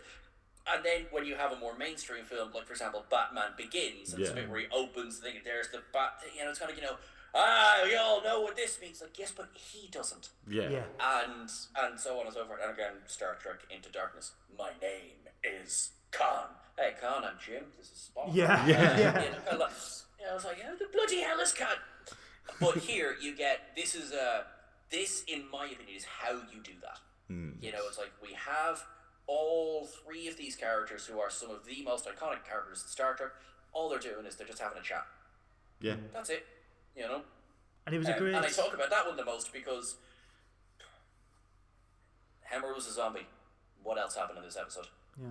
Wait, to be fair, I quite like the idea because what I said most about this episode was this kind of... It annoyed me a little bit because my favourite thing about Trek is that people believe people.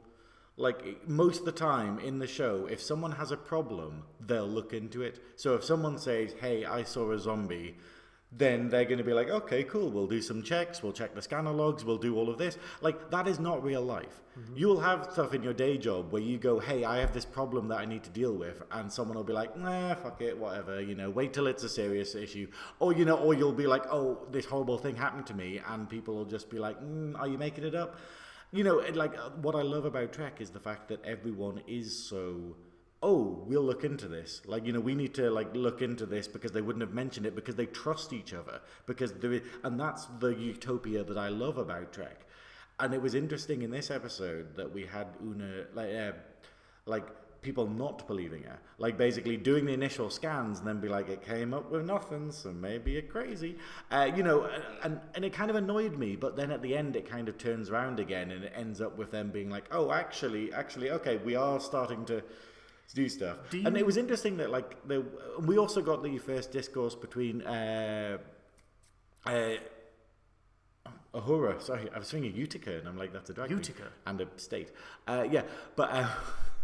I think. Oh, it's a city. I don't know. The drag queen's more famous. But no, we get the first interaction between Uhura and Pelia. Yes. And we get and the whole. They address it. Yeah. The elephant in the room, where she's like, "You've never said hello to me." Yeah, and I like that they've done this, where they've basically made the interaction between Hemmer and Uhura so important, so groundbreaking for Uhura. And I really like that they keep bringing it back and kind of going, hey, look, it was a small thing to us, their interaction together, but for this character, it meant the world. This is Pelia being a scene stealer, where they talk about Henna in the nacelle control room. She's like, oh, yes, one of my best students. I'm only saying that because he's dead. But then... I fucking love that line. It's like, I'm only saying it because he's dead. But she does it with Una at the end when they're in the shuttlecraft after they've blown up, because infinite resources in Starfleet were just like, we won't shut it down, we'll just blow it. Well, obviously they can't shut it down, but they're just like, let's just blow it the fuck up. But then when they're coming back in the shuttle, where she's just like, you deserved that C, because your presentation was sloppy at best, and you're just like, she is the most, as someone who's gone through that and been through college and university, and you've had that one lecturer, that one professor where you sit there and you're like, I'm getting flashbacks just from hearing this, because you try your best and they're just like, it was sloppy at best.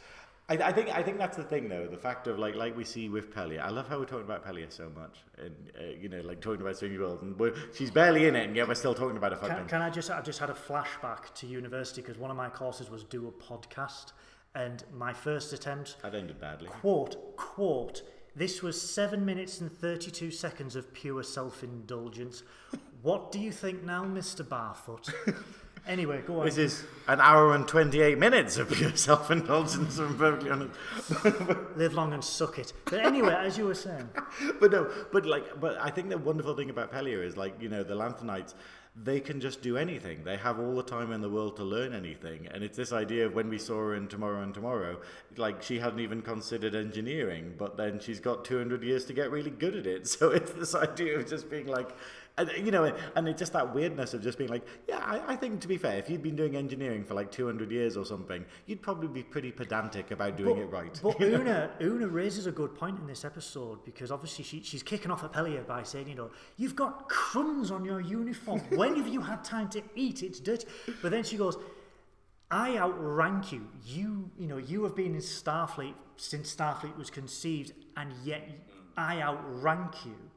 Why is that? But this is the thing, though, where we kind of disagreed about this, because I thought this was what I liked, if possibly setting Pellier up as a villain, of like saying there's another motive. But effectively, it's the idea of like Pellier just being like, space hippie. I don't want to. Like, you know, plain simple. It's the whole thing. Like, Troy doesn't become a captain because, like, she's like, she can't do it. You know, she's just like, I don't really ever want to be in that position. You know, just because you can do something doesn't mean you. It is, must. Yeah. It is refreshing where people are just happy with their station. Well, that's the thing. Is like, I could do so much more with my life or whatever, but then having dealt with people in that position, I'm just like, oh, that sounds like a horrible life, and it seems like wanting more just gets you less time. I like talking about Star Trek and would like to do that as my proper job. I like scissoring. If anyone's listening, they can employ me. Well, like, that's it as well. It's like, you know, imagine how much time does Pike get to sit down and do a podcast? You know, how much time does Cisco get, you know, between war crimes? How much time does Cisco get to, not much. You know, to do these Play things? baseball. And, or baseball, exactly. Yeah, that's the extreme. War crimes or baseball. Like, that's it. Yeah, that's between those two things. Someone stealing 30 precariously living in the middle between war crimes and baseball. What's interesting as well is that, you know, across all of Star Trek, you do get those characters who are, you know, it's not about the glory. It's not about ascending the ranks as quickly as possible. There's times when that has maybe not been. So one of my favorite episodes is Tapestry. Yeah. But there is a kind of a message in Tapestry which doesn't land as well, which is just like, oh, so being a lieutenant in the sciences is actually something that Picard would prefer to be dead than do that. Okay. I feel that is a message that could have possibly been delivered another way, but still. But then again, it's in his context. In his context, that's it's like, you know. In his context, yeah. Yeah. But we also have then, I suppose, you know, the consummate engineers. Look at the career path Geordi went. Yeah. Well, look at Chief O'Brien. Like, Chief O'Brien is outranked by everyone on DS9, but he is the chief, and he is respected by everyone. He's a union man. And he's a union man. Need more of them. But it's exactly that. It's the fact of, like, yeah, he could still be in Starfleet, but he chooses not to. He chooses not to be an officer. Well, look what happens when you rise through the ranks too quickly. You are an admiral on the Enterprise F, and then you've got multiple holes put in you by changelings. Yeah. Or you're an evil admiral. Or you're Keiko O'Brien. Miles. The next episode, it's a bit of a weak one, this one. I thought it was a pile of shite. Yeah, I didn't think it was one of the best episodes in 20 years. Which one was it again? It was something... It was Those Old Scientists, which is an acronym for TOS. Oh, yeah. Well, you know, not every episode can be... Self-indulgent. Just self-indulgent. Oh, God, flashbacks. Flashbacks. Yeah. Self-indulgent. Look, like, not even to speak to her, what is there left to say already about it? Hit every note pretty much perfectly. It did the balance between animation, live action so well. I mean, you know, it bothered to give us an explanation as to why we saw the Strange New Worlds characters in animation. Frankly, it didn't need to, and it still did, and it worked, you know. And then one line, you all look so realistic. Boom. That's it. Otherwise, there's no, like, we were one thing and then we're the other. No. Wait, I love the, like, what's the line you were quoting the other day? It's like, oh, in the past, everyone talks really fast. Talks really slow. Yeah, when they're in the shuttle cry. Yeah. Why does everyone talk quietly and so slowly? Have you you noticed how they give really specific references? Yeah. I thought you were in some dystopian San Francisco, and I'm just like, oh.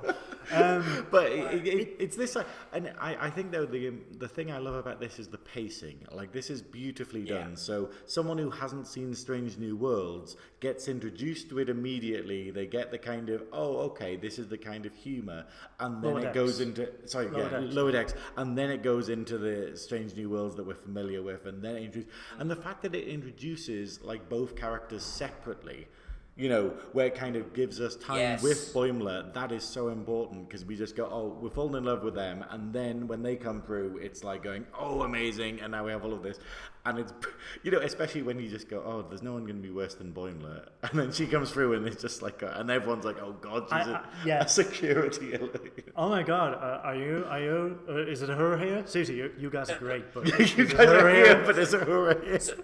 So nice to meet you. Seriously, she here. Yeah.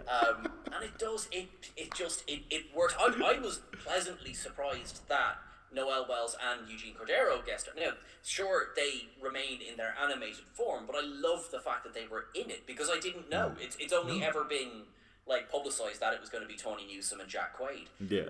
And, you know, Boimler doing the Section 31 speed walk, and, you know, and still getting the scream in, and we have the rolled up sleeves, everything.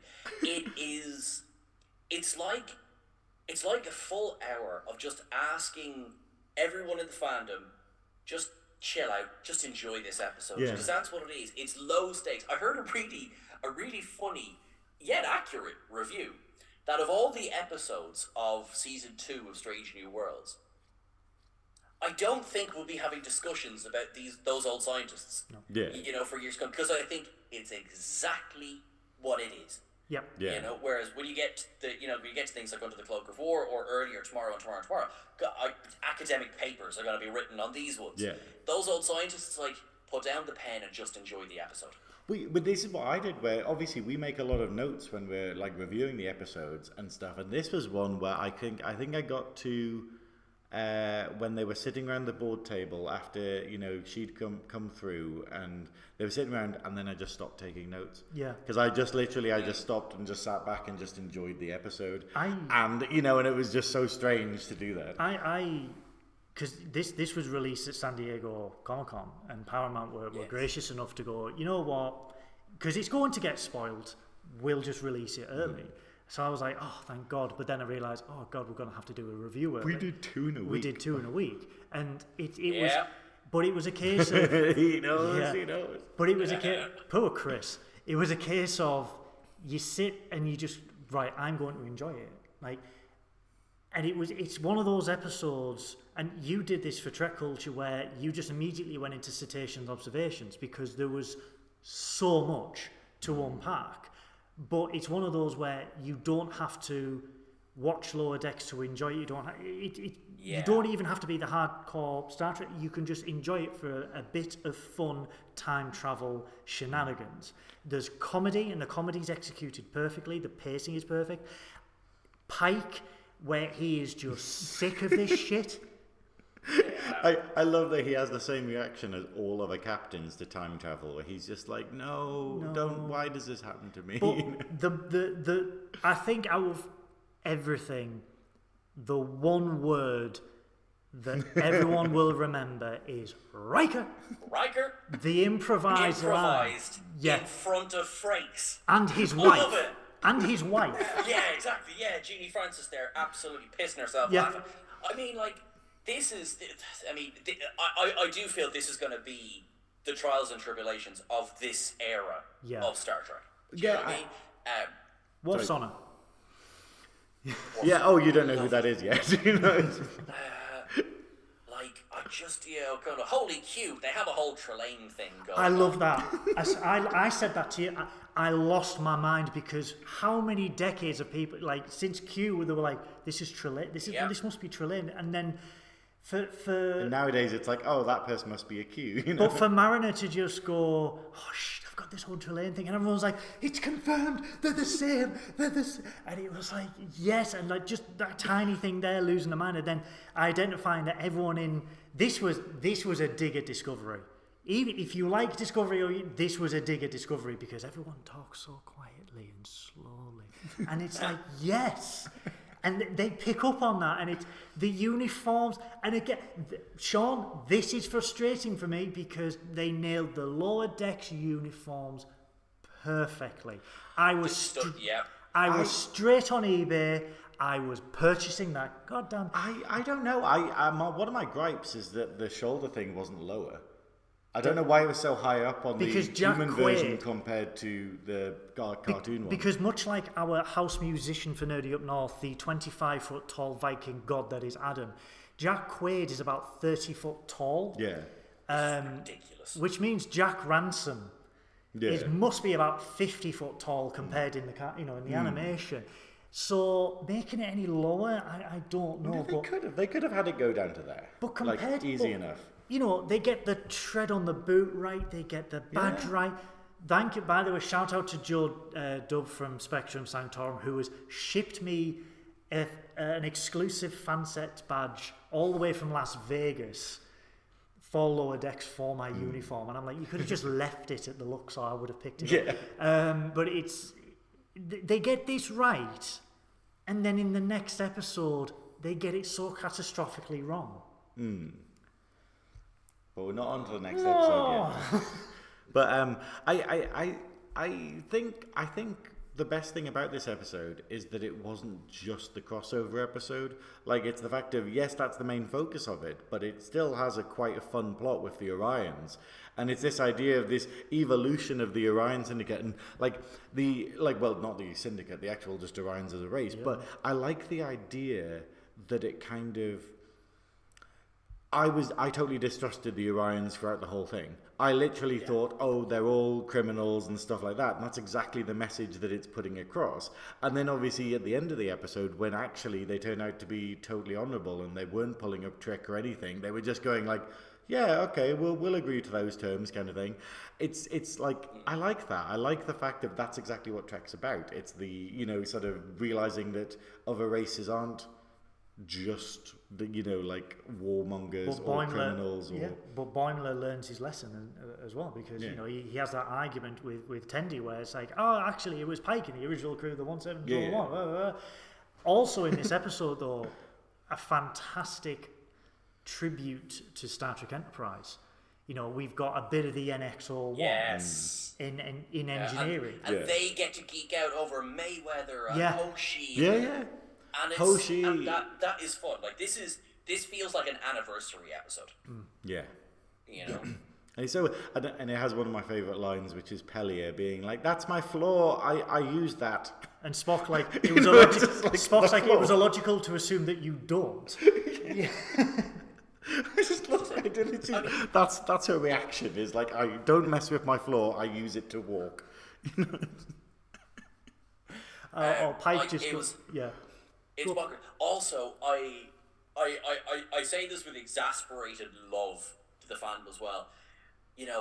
Tradition says that every ship with bearing the same name, construction begins to piece the last one. Well, I mean, that couldn't work for the following reasons. Then you got this ship's lost, and then that wouldn't work for this one. That's the worst part. First, he said tradition. He didn't say it's the law. Second of all, and I'm saying this, take a break. Yeah. Take a break. You've seen my wardrobe. You've seen my ship collection. Take a break. Where are you going to find a bit of the 1701 for the 1701A? Because spoilers, there isn't any. Because it's actually, well, do you know what? There nearly was, because there was a torpedo casing on the planet Genesis surface that would have come from 1701, but the feckers didn't think to beam it up. Oh. And it blew into smithereens. Boo. Exactly. Yeah. But it's a good tiny little nod to the Titan in Star Trek Picard, because they say the same thing where parts of Riker's original Titan were used in the construction of the Neo or Connie 3 Titan. So it's.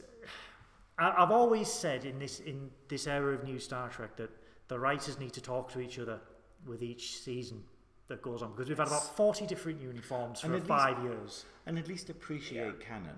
At least, I know it's difficult, but at least kind of go, hey, this stuff is important to the fans. Like, and because that's what annoyed me with Discovery, that they just went, oh, we're just going to start anew, and we've got reasons why we don't need to pay attention to any of that. And it was kind of like, but that's the fun. The fun is knowing the lore and it adding this extra dimension to it, rather than just starting a new lore, you know? Also, one final bit on this episode, Commander Ransom going, Una! Hottest first officer in Starfleet. I'm like, Jerry, that's your wife. Of course you've had to say that. Of course he has. It was great. Yeah. Which is the next episode? The next episode just shows how well Strange New Worlds can pivot on a dime tonally under the cloak of war. Oh, wow, yes. Holy Umbenga shit. episode. Oh, wow. Umbenga and Chapel, I guess. This was a true standout episode. Now, right, let's get it out of the way. Yeah. Uniforms. Sorry, lads, but yeah, you've cocked it. And in the second before, previously on Star Trek, you had Discovery era Klingons, and then you had an episode set in that time and went out of their way to show, no, it's the redesigned Klingons. But it's just like, it only goes to kind of what you were saying as well. Like, in the last episode, it was a joke that they were kind of digging that Discovery. Yeah. That was like, why does everyone speak so quietly and everything? This felt a bit more like pointed. Yeah. This was like, no, kind of like, yeah, didn't. And now, there's so I've spoken, I've been lucky enough to speak to some people who work on things like, departments like costuming and props, and, we're assured nothing is ever just done. Everyone is aware there's a 4K camera pointing at everything. So Chapel's sitting there in an Enterprise. Yeah. I said this.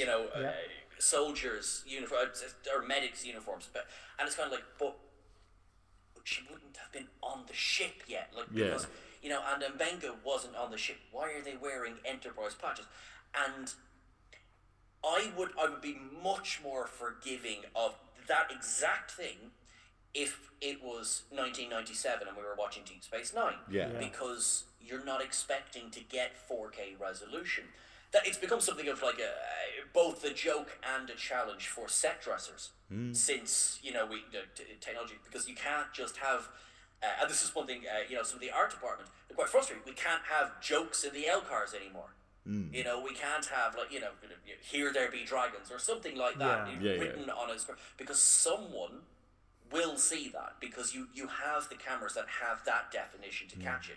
So when you have then something like an Enterprise badge, and unfortunately it happens again in the last episode, but when you have that, people are going to spot it. So it feels like it's deliberate, which leads us to, there's a lot of questioning of like, all right, well, who was assigned to what and where? Or the other one is that I won't say they didn't. I don't think there's anything in there where they didn't care. I really don't. Like, I've been lucky enough. I've spoken to a lot of these people.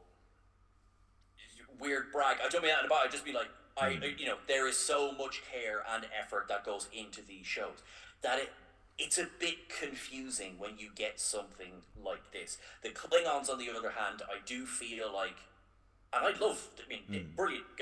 I like this era Klingons. It's kind of like we've got a kind of a mix of like TOS movies versus the Next Generation. They've kind of got like somewhere in the middle. Well, give me one shot of a group that has one Discovery Klingon in it. That's all I'm asking you. Yeah.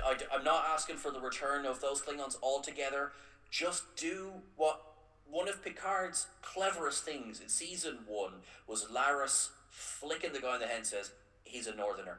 Boom, there you go. Northern Romulans have the V, Southern Romulans don't. Yeah. That's all you need. But I think this is the thing, though. It was the fact of, like, I really liked that they had this Discovery clip in. Like, it's very short, but it's the fact of, like I'm saying, Discovery sets itself apart from everything so much that it's very difficult, even if you want to, of bringing it into Trek.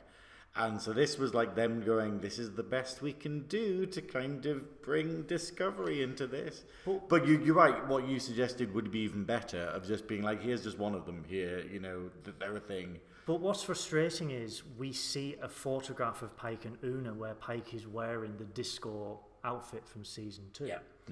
And then also, we've got a friend of the show, David, who was the background actor for this episode. who was the Federation, one of the Federation soldiers who had the 1701 patch, and we're going to have him on obviously after the strikes because we don't want to. Yeah, well, we don't want to cause anything like that. But I would like to know what his thoughts were during the filming, because he is a Star Trek fan. He's lived the dream. He's been in Star Trek. Yeah. And it said one of the most frustrating things was keeping his mouth shut for a year.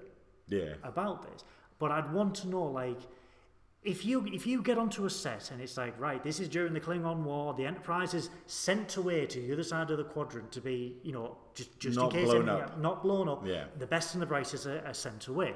Yeah. How frustrating as a Trekkie would it be to get on set and go, here you go, and it just says 1701 Enterprise, and you're just like, this is not. This is wrong. If you're going to do it, don't have a patch, or just have a delta, or something like. How hard would it be to just take the name off? Or better, if you can't do it accurately and you don't want to do it wrong, make a new one. Just go, hey, they had a different uniform for this one, like, campaign or something. Like, there's so many different things you could do, but the fact that they fuck it up is. When there are other options available. But it takes away from what is a tremendous Mbenga episode where we see someone suffering from severe PTSD, having massive anxiety attacks, and wow, what a performance. I love that. I absolutely adored this episode. I have no faults with this episode at all, like, because I don't pick up on stuff like the uniform thing. I'm not that, diligent. But it's the fact of, like, I don't, because I didn't even think that was a flaw, but I don't really know. But it's the fact of, like, this episode does it so wonderfully, and it's this idea of how Star Trek, like you're saying, can turn on a dime, where you just kind of have a Ferengi episode followed by In the Pale Moonlight, or, and you just go like, oh, you can do this, and this is the incredible run. We literally had a comedy episode where Spock turns into a human. We had a Lost in Translation one, which was all about sort of like, mental illness and people believing you effectively. And then we had a comedy episode that was like a Lower Decks crossover with the Orions. And now we've got one about war and PTSD, which is on par with, what's it called? Rom's episode where he is recovering in the holodeck.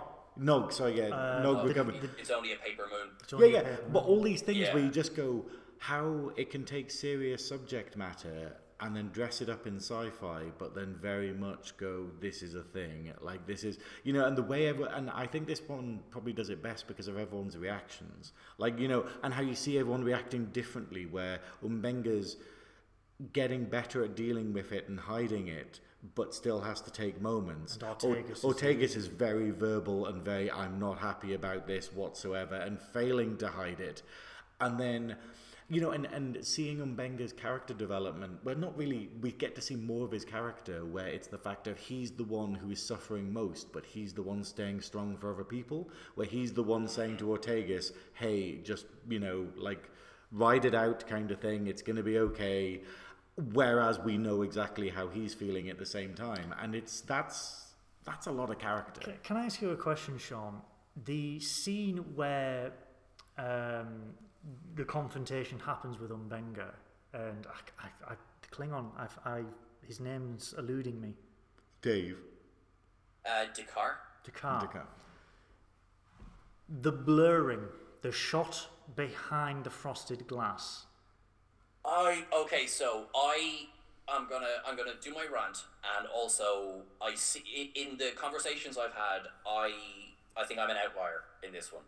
So for me, the way the episode is set up, the way Bob Solomon, by the way, is just stellar in this episode. Like, of course, he didn't just whip out the Dachtag and just stab him. He was rushed by Dakar. Dakar ended up on the wrong end of a Dachtag knife. For me, there's no question of that. There is no question that Mbenga lost control.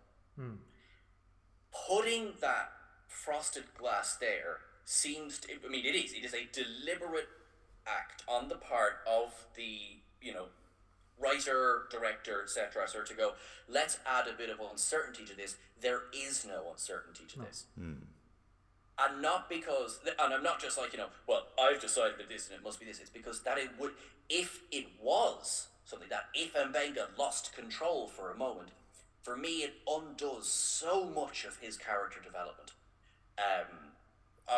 Slight, this is going to sound like a left turn, slight spoiler for Doctor Strange in the Multiverse of Madness for a moment. If anyone hasn't seen it, spoiler. What have you been doing? There was a pandemic. Exactly, yeah. So it completely undone so much of Scarlet Witch's character development because they needed a villain for the film. Right, and then everything that we'd seen her go through was just like, I just got relegated down to, I am mother, I will not think of anything and any other possible thing. It was like, and all of the parodies have gone like, well, you actually 2 seconds of thought, we've just fixed this for you. So what I don't want, we have seen in Mbenga's character that he has done things, you know, with keeping his daughter in the transporter buffer. He's done things that, you know, it's like, all right, I have to question the logic, you know, and the logic of keeping it secret. Things like that. But there is no secret. Now, what it does, the good that comes out of having that frosted glass there, but again, I think could be achieved another way, is to have that, which I think is a crucial exchange between Mbenga and Pike at the end of the episode, in which Pike asks the question, Mbenga says, I didn't start the fight, which we all know. And also, and again, and actually, if someone were to go like, he didn't start it, but in the course of it, he pulled out the knife and stabbed him, for me, I suppose, yes, there is no question that Mbenga's hand was on the hilt of that knife. Yeah. But he wasn't pushing the knife forward, put it that way. But that crucial exchange where Mbenga says, that's the difference between you and me, Chris. You still get to see the best in people. And I think that for me is up there with the line that led to the creation of Section 31, which is Sisko in the Maquis Part 2 going, it's easy to be a saint in paradise. Yeah. It's easy to stand on the surface of Earth and say, everything's rosy, everything's wonderful, it's brilliant, you know? Makes me think of shows like Firefly, it's set on the frontier. It was described as, these are the planets the Enterprise would have warped right past. Yeah. Yeah. You know? And when you have something like that, like, I think so in that, those old scientists, fantastic, brilliant, we're going to be enjoying that for years to come. This is the one we'll be talking about. Yeah. For years to come. I mean, like, I don't know if I agree in a lot of cases, because the way I interpreted it is I'd be quite happy if Mbenga did do it deliberately. Like, you know, because the fact is, Mbenga's not a saint. Like, and it's the fact of we are working in shades of grey for a lot of things, and his history is this, and his character, you know, obviously he has come a long way from being essentially an assassin to now, you know, he's gone from being a killer to basically being a doctor and helping everyone. But it's the fact of it's still potentially in his nature, and it's the fact of people have relapses. You know, like alcoholics will go on a binge, you know, like sort of people will go back and do terrible things that they thought they were over. And it's the idea, I like that Mbenga is unrelenting at the end with the basically, yes, but I, you know, like I didn't start it, but I finished it. You know, that kind of attitude. And I don't know if it takes away from Mbenga, because the fact is, he's still a killer. Like, you know, like however we frame it, it's the fact of if we say he's a nice guy now, it's still the fact of he has done terrible things in the past. But he's learned from it the same way that we have with Sisko, where we just go, hey, the Dominion Wars ended, but he did terrible things in order to like help resolve it. So, but I think it is, I think what probably happened was an accident, but it wouldn't, I don't think for me it would take anything away from Mbenga as a character if he had have actually just gone, hey, while no one's around, or at least so I think, let's just sort out this thing, because the fact is, the guy is a liar. The guy has literally turned his cowardice round. He's a fraud. He's a fraud. He's lying to everyone, kind of thing. And yes, it's beneficial on the surface to the thing. It's the fact of having this guy who has had no no change of mind. It's like a change of mind based. It's like Nazis after the war. It's like the idea of going, oh, cool, because we're useful, we've been spared. But do I actually regret what I did? Maybe not. You know, and it's that whole thing. It's it's shades of grey, I think. But yeah, anyway. But it's a phenomenal episode, and the tension between all the characters and seeing the crew help each other out is phenomenal. Like, you know, the dinner party scene where it's literally just, you know, where you can see Ortega's being there. Yeah. And you're just like, it's just a TV show. It's just a TV show, and yet it has like feeling like that. Yeah. Yeah. And then It's Go on, Sean. Sorry. I was basically just agreeing there at the end. Like, there's so much that comes together, and the thing that's set up with Ortegas in like the fourth episode, you know, Spock just learned to leave people alone. Yeah. And then, of course, which sets up Chapel going, Spock, will you just give me a few minutes? And like, those are small moments, and I find small moments really, really, really that they help character development as much as these massive, like Nog losing his leg in the Siege of AR-558 was massive for his character development. So too was him asking Cisco to sponsor him for the Academy. Yeah. Do you know what I mean? Things like that. Yeah. And essentially, they're just single scenes. Like, the actual where Nog gets injured is just one scene, and obviously he's like in, you know, on a bed with Quark for like the rest of the day. But for the rest of the battle. But then, like, you know, him getting into Starfleet and sort of coming with his like gold to Cisco and stuff like that.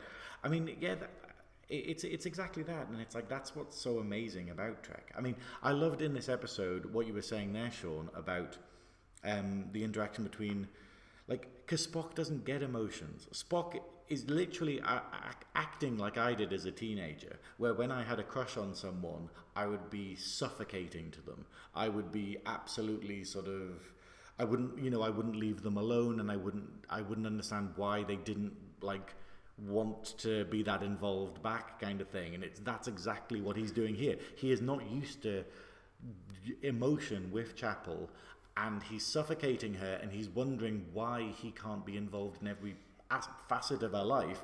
And she's like, I need time, and maybe I'm not the person to be helping you through this discovery. Because let's be honest, they are roughly the same age, shall we say 30, 33. Spock, though, is emotionally underdeveloped and immature. Yeah, so he feels emotions much stronger. So he cannot... He's not doing it deliberately. He is essentially, like you said, he is a teenager. He is going through this, so he just decides to, you want time, but time away from me. So he storms off. Yeah, he makes it about himself. Yeah, you know, and it just the one line I love again from Chapel is, why is it so hard to explain to people who weren't there? Yeah, and it just resonates so much. And the way that, again, Jess Bush, the way she portrays someone who is a veteran who has PTSD, just the way she holds the glass, like she is about to shatter that in her hand. Yeah.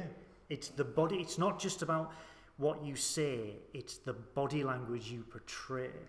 And I think her... Talking about this makes me want to watch the whole series again. Yeah. Well, again, though, Strange New Worlds turned on a dime for the next episode, because we have the greatest risk that Star Trek has ever done and pulled off sublimely, Subspace Rhapsody. Yeah, like Subspace Rhapsody. I'll be honest, this is one that, to discuss it properly, we've got to get into it. Go through every single song, go through every single thing.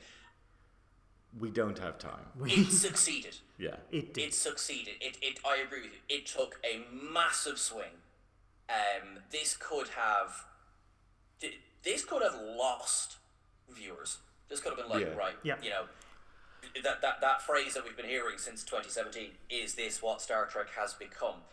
This is one where, you know, like, in theory, I could possibly see a bit of legitimacy to that question. It's like, well, but then on the flip side of that, I absolutely love the, someone made the argument, oh my God, they're running out of ideas already. It's been 57 years, you know, and they never did a musical before. You know, they've had musical scenes, but they never did a musical before. I think we can give them that one.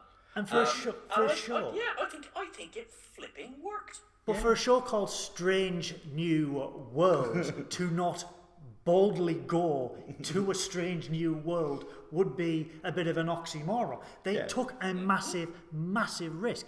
But the songs were brilliant, the episode, the story was brilliant, the way they justified it, where it's like, oh, this is a subspace rift which is interacting with a universe where everything is done in a musical, and musicals, songs are provoked by strong emotions. You get Bruce goddamn Horrock as a Klingon.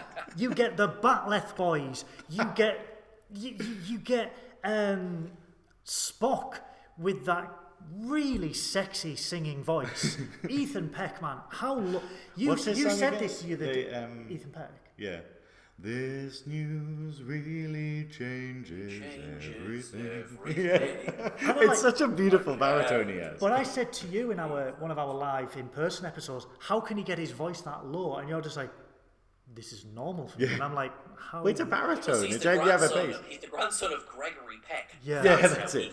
Gregory Peck. I'm just a ruined child from the northeast of England, and I'm just like, ugh. But this is as low as I can go. And it's just like, I can't sing that. And it's beautiful, but every song for every character. Wait, I think it's this idea of, like, you could have a musical episode and fuck it up. The important thing, what Buffy did, what Buffy the Vampire Slayer did with its musical episode is pointed out that musicals are the perfect way to do exposition. Like, this idea of how you go from Lan being Lan to talking about her actual feelings, using the musical episode as a bridge to that is amazing. Like, because she would never, there was no way that a writer could have built up a scene where Lan says what she does in her song to another character, and yet the musical allows her to express it and allows us to feel that and allows her to kind of have interaction with Una about it and whatnot, and see her reaction to other things. And it's this idea of, like, the exposition we get in this episode is phenomenal, even like probably more than the rest of the series put together, because we have and like I was saying about Jess Bush's song I'm Ready. Not the best singer of the show, but she has a good go of it. But it's the idea of the joy of what she doesn't say in that song. Like, it literally, she's having this breakup with Spock. He's absolutely sort of forlorn for her and stuff. She does a whole song, doesn't mention him. It's all about, oh, I've got this opportunity, I'm going to go for it. And then at the end, there's a bit of a line of just being like, oh, well, goodbye, everyone. And it's that idea of how clever it is doing that. But to play to each actor's strength, as, Pike and some mountains from Tennessee, so there's a bit of a southern drawl to that. Christine Chong, who is a fantastic singer, gets the standout performance. You've got Ethan Peck, who's about keep us connected. I think Lan's song probably is like this. There can be multiple singles. Multiple singles. Yeah. I mean, we have to. The Batleth boys. I have watched Star Trek since I was 2 years old, right? One of my very first memories, is the original series. Yeah. I used to call it Star Twix. That's how young I used to be, Star Twix. Never, ever have I been sat, and I mean, I'm just sat and I'm watching it like this, and I'm enjoying it, and then for me to just go, and to be gobsmacked just for those 5 seconds or 10 seconds and go, that is something I did not expect. This is the thing, though. People, some people have complained that they're just like, whoa, if it's Klingons, why wasn't it Klingon opera? And I'm like, because that's comedy. Like, the whole thing of playing with... playing with expectation and just being like... it's subverting that expectation where you're like, oh, Klingons, they only like Klingon opera and they only like things about blood and death, and it's like, well, no, hang on a minute, right? Much like you see with the old cliche of the muscly, manly biker with a Harley Davidson listening to Justin Bieber. What is preventing a Klingon from going, I actually like the Backstreet Boys, I actually like S Club 7? I think it's this idea. It's a perfect punchy gag, and the fact that everyone reacts to it a certain way because it's like you said, it's playing with expectation. It's the brilliant. Execution all the way through is absolutely brilliant, and just seeing 3D7s spinning. And the Enterprise spinning, and it's all building to this crescendo. But I think what I loved the most, and this is going to be a great segue, because I am conscious of time. Oh, I want to say another thing about this episode first, though. But go on. I just want to point out how much I loved a little thing, which is that it doesn't get too dramatic.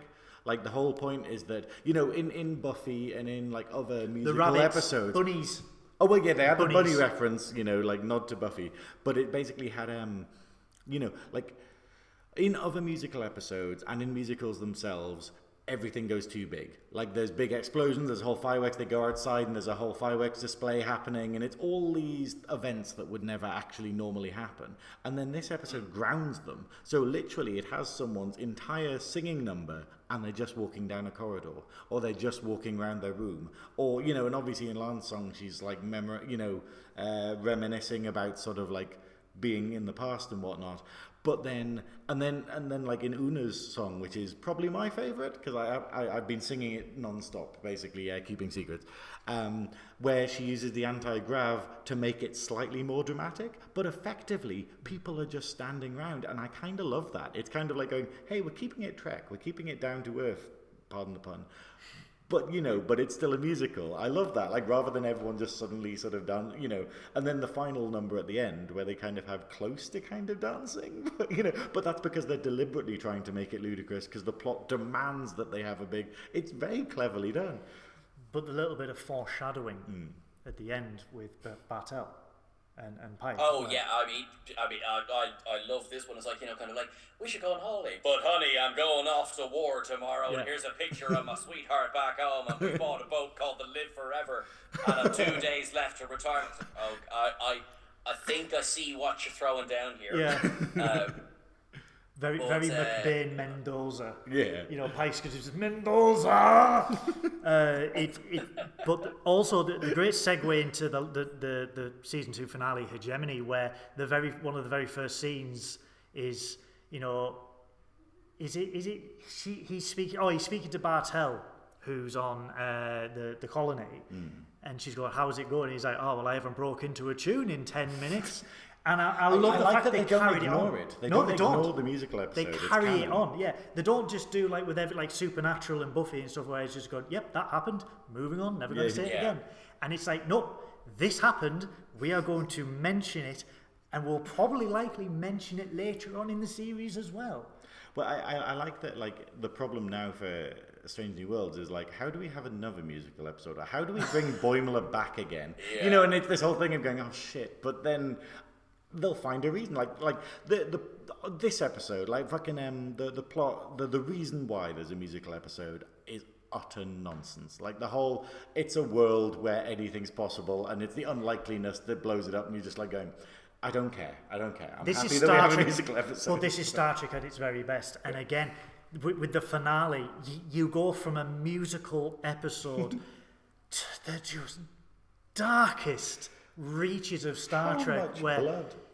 There's a lot of blood. Well, I mean, they had to make use of the lot in Toronto where it's 50, it's quintessential I was America. fully expecting Tom Paris to appear, being like, look, it's Americana, I have something to do here. Welcome to Fairhaven.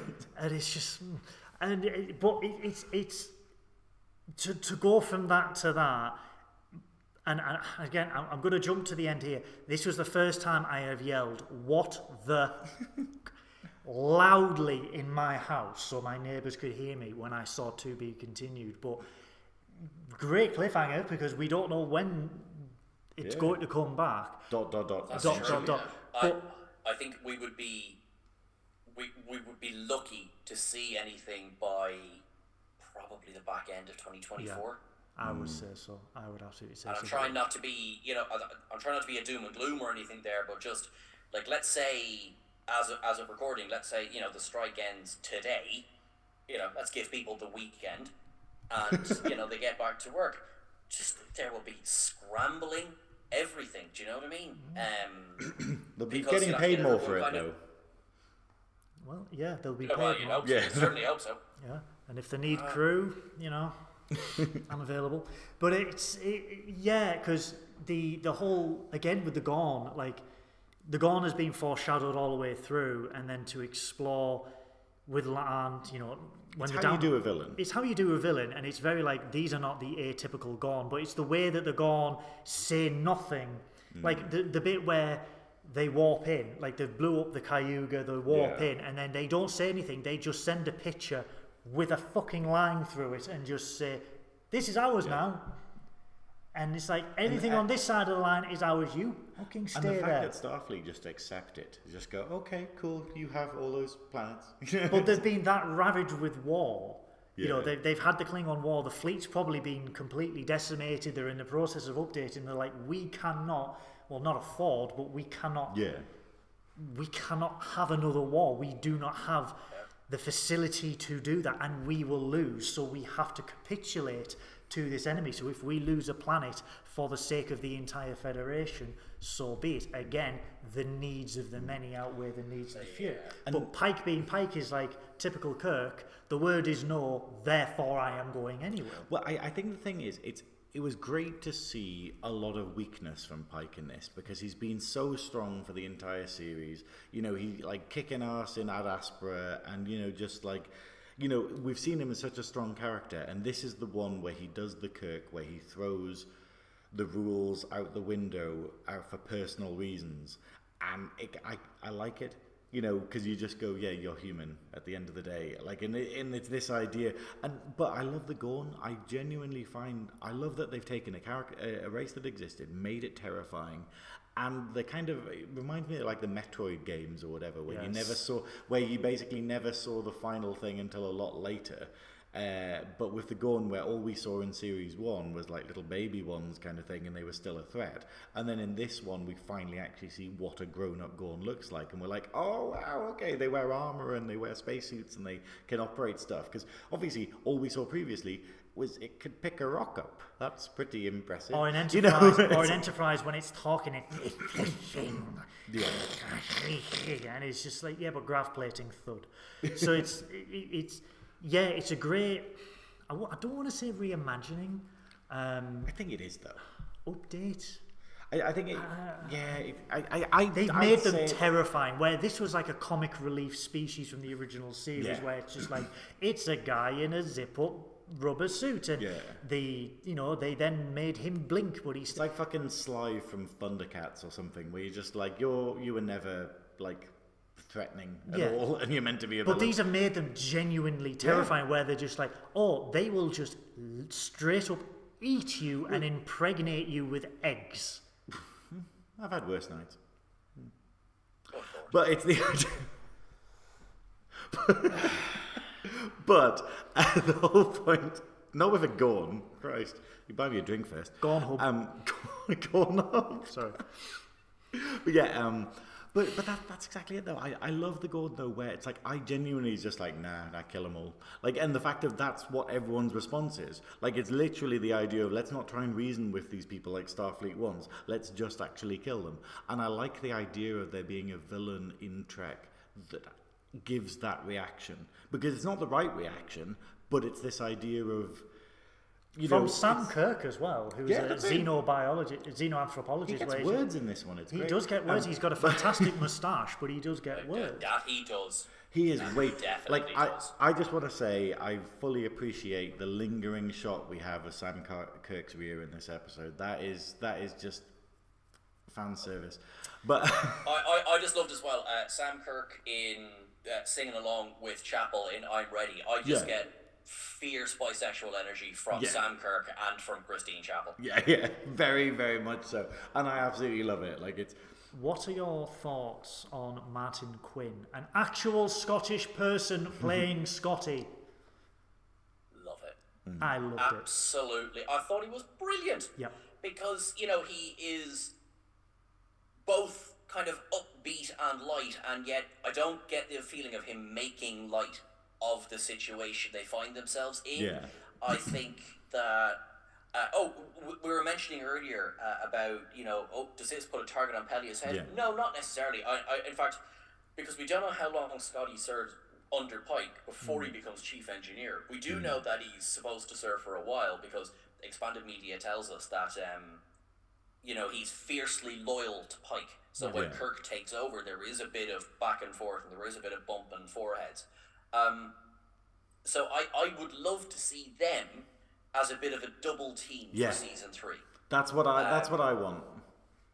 And even if then that does lead to him eventually taking over for Pelia, that's fine. But don't kill it. There is no death scene worthy of a Lanthanite. No. I really don't. You can't take someone who's thousands of years old and have them pull a Hemmer. I would love to. Hemmer was very underused. That was another thing. Like Mbenga, I was really upset that Hemmer didn't get more time. He was. But again, this is writers can't foresee the love of a character that will be small. So don't kill them off in the first season. But I would love to, again, going back to season 3 of Picard, where it's a happy ending. No one has to die. I would love to see Pelia move on and then. Yeah, she's just going to get bored. She's literally just going to be like, "Oh, engineering's boring. I'm going to do this." Fingers crossed. If there is Star Trek Legacy or whatever it's going to get called, we just see her. I'll do you one more. I would love her to be an instructor in Starfleet Academy in the 32nd century. Yeah. What's 1,000 years to a lantern? Yeah. That would be brilliant. And then she becomes your point of view character. I remember a time when and we talk about Pike, and absolutely that would be brilliant. Rocks up in some episodes of if we do get a legacy, or I remember the Dominion War, all of this, because she's several times said, sure, I was around when XYZ was happening in established history.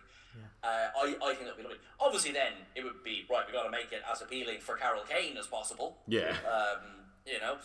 But I would love something like that, because I think that is the promise of characters like Lanthanites, like Guinan, that I think we've yet to really kind of follow through on. Well, we've seen what's is it Aurorians?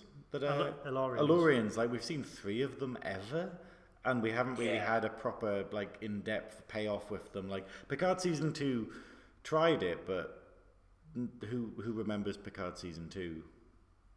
Which is such a shame, because Whoopi Goldberg and Ito Aguirre was the only thing I thought was a mistake is don't try and explain it. We age if we choose to. Come on, everyone who's here watching this, we don't care. The audience is smart enough. Do you know why what? is Data fat now? I say that I had to groan when Tuvok appeared in season 3 of Picard, and you had people going, "Why does he look so old?" Because it's 20 years ago, and Tim Russ has aged. Do you want more X-Men 3 de-aging? Is that what they want? No. Do you want that? Because that's how you get X-Men 3 de-aging. But to leave season 2 on a cliffhanger with the Gorn creeping in, Pike being, Pike undecisive about what the next step is, to leave it on a cliffhanger. Brilliant. It's brilliant, but it's also it's brilliant if there was no strike and we knew this time next year. It's torturous because we don't know. We don't know when it's going to happen. We don't know when. And but this whole season is a testament to the writers and the actors on just how brilliant, when you know Star Trek, when you are a fan of Star Trek, and when you respect Star Trek, what you can do. And I think we have been spoilt this year with such high dilithium, latinum. You mean geranium? Geranium. The plant. Geranium up. But such high caliber Star Trek, which we haven't had for decades, and we've had Picard and we've had Strange New Worlds, and we'll get Lower Decks. Lower Decks is Lower Decks. We have been spoiled, and for Star Trek to find its stride and now just be put on pause, it's sad, but it just further cements how much these people need to be treated fairly, paid fairly, and just be rewarded for this. Yeah. Because you don't want AI stories, because they're never going to be. But that's the thing. This is a testament to this is why you need good writers, and you're going to lose them if you don't pay them. You know. It's as simple as that. If you want skilled labor, pay for it. Yeah. Yes. It's as simple as that. And again, just so I really clear, that is not in any way a dig at unskilled labor. It's not that. It's that it's treating everything with the same brush. Yeah. Yes. And you're only setting yourself up for future. Like this is now, I believe, it's the third longest writer strike in the history of Hollywood. Yes. Now, and even that might have been a couple of days old information that I thought we could have edged. That's crazy. Look, I am optimistic. I'm optimistic for quite like maybe ruthless reasons. Is that they're going to run out of content. Yep. Yeah. You know, someone's got to give. It's as simple as that. I hope that I hope it will be, you know, mutually beneficial for everyone. I don't see the Christmas party being particularly fun this year at Paramount, or, you know, all of Paramount. It's just going to be Kim Kardashian on her own, I think. No, Bob Beltran's going to be there. Anywho, but what I wanted to say is, like, this is extra difficult for me because I missed season 1 of Strange New Worlds, and then basically after I was incredibly busy with drag gigs and stuff, I basically binged it before we started watching season 2, before that started coming out. So I binged it over the course of 2 days. And so it just means that my life for a very, about a sort of 12-week period was Strange New Worlds.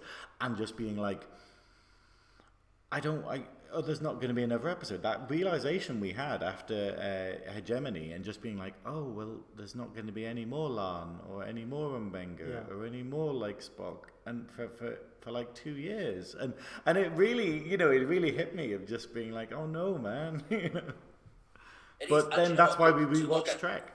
That's why we go back and we go, time to start TNG again.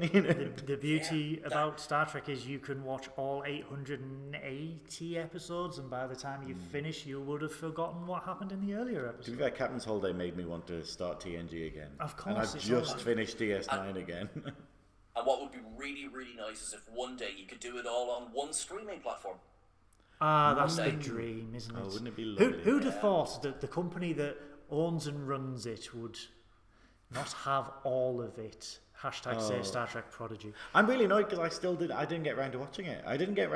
And now I'm like, oh well, I guess I have to break the law to watch this show and appreciate it. It is so good. Well, even, do you know what I will say? And it's funny because I've been making this point all week. I do not get a cut of what I'm about to say. I'm advising everyone, order the Blu-ray, and the reason I'm saying that, it's not because it's not, make sure you put money in the pockets and stuff like that. It's that at the end of the day, money talks. Yep. Yeah. And if there is money coming in over, Star Trek Prodigy, it's Paramount's written it off, but what they haven't killed it. Yeah. So if they see that there's sales, that's what's gonna, get other streaming services interested in the product. Now, it's funny as well because we've been talking about Strange New Worlds, we haven't mentioned it, but we just have to say, did you follow the story of the Sky Banner? Yes. That was flown over Netflix, Hulu, and Amazon yesterday. It was completely crowdfunded. They hired a plane, banner, #say Star Trek Prodigy coming out the back of it. Like, it just reminds me going back to the 60s, Joe and John Trimble, the letter writing campaign. Yeah. Happy belated birthday, sorry, to Joe Trimble. It was her birthday there last week. And just, like, when Trekkies get obsessed about something, like uniforms, like, where was the Enterprise, what year are we talking about? Their ridges are slightly bigger than their... But when Trekkies get an obsession, God help whoever's standing in our way. Yeah, absolutely. We have been going for nearly 2.5 hours talking about Strange New Worlds. Shall we wrap this up? I think we need to, because I need to sleep. I've got to be up at 5 a.m. Oh my days. Oh my God. Guys, this has been our review of Season 2 of Strange New Worlds. I would like to thank Seán. Bless his little cotton socks for sticking around for 2.5 hours, listening to two men just ramble inanely in the middle of a castle. Rambling anally? Inanely. Oh, okay. Is Did I your miss hearing something? going? Are you all right, love? Well, sorry, Grandad. Are Are you my daughter? We'll get you home. Right. Get curtains drawn. All right. I'll Okay. put a copper on. Sean, have you got anything to promote? I'm assuming you do. I do. Well, okay, so... Are you seeking Hiroshima? So, I am absolutely... Yes, I'm promoting Jamaharan. Get your Hogan out. I am promoting Trek Culture Podcast, dropping every Tuesday. We also have the Clone Star Pod and the War Room. They drop weekly as well. We have Ups and Downs that will be starting on the 7th of September for Lower Decks Season 4. It's quite good so far. I'll say nothing more about it. We also have we have Star Trek Day coming up on the 8th of September. I'm going to be big spoiler sport. I'm expecting zero news because of the current climate, but I'd say it'll be good crack anyway. It seems to be an all online based thing. What else? I have a couple of books on Amazon. Please check them out because they took bloody ages to write, and I hope you enjoy them. And other than that, yes, are all awesome, and support Mr. Gay Europe on socials as well, please. Thank you. Guys, you can follow Trek Culture, the Clone Star Podcast, and all of our friends of Trekking Up North. What are you doing? Are you tired? Okay. Nuzzles. Just because it's the first time they were in the same room together. Oof. I thought I'd invade your personal space. Right down, but well, you're going to have to do that, because right down below this video is all the links. It's a table. That's your crotch. Zip There's it up! There. Oh my. It's like Ken, just blank. Are you Knuff?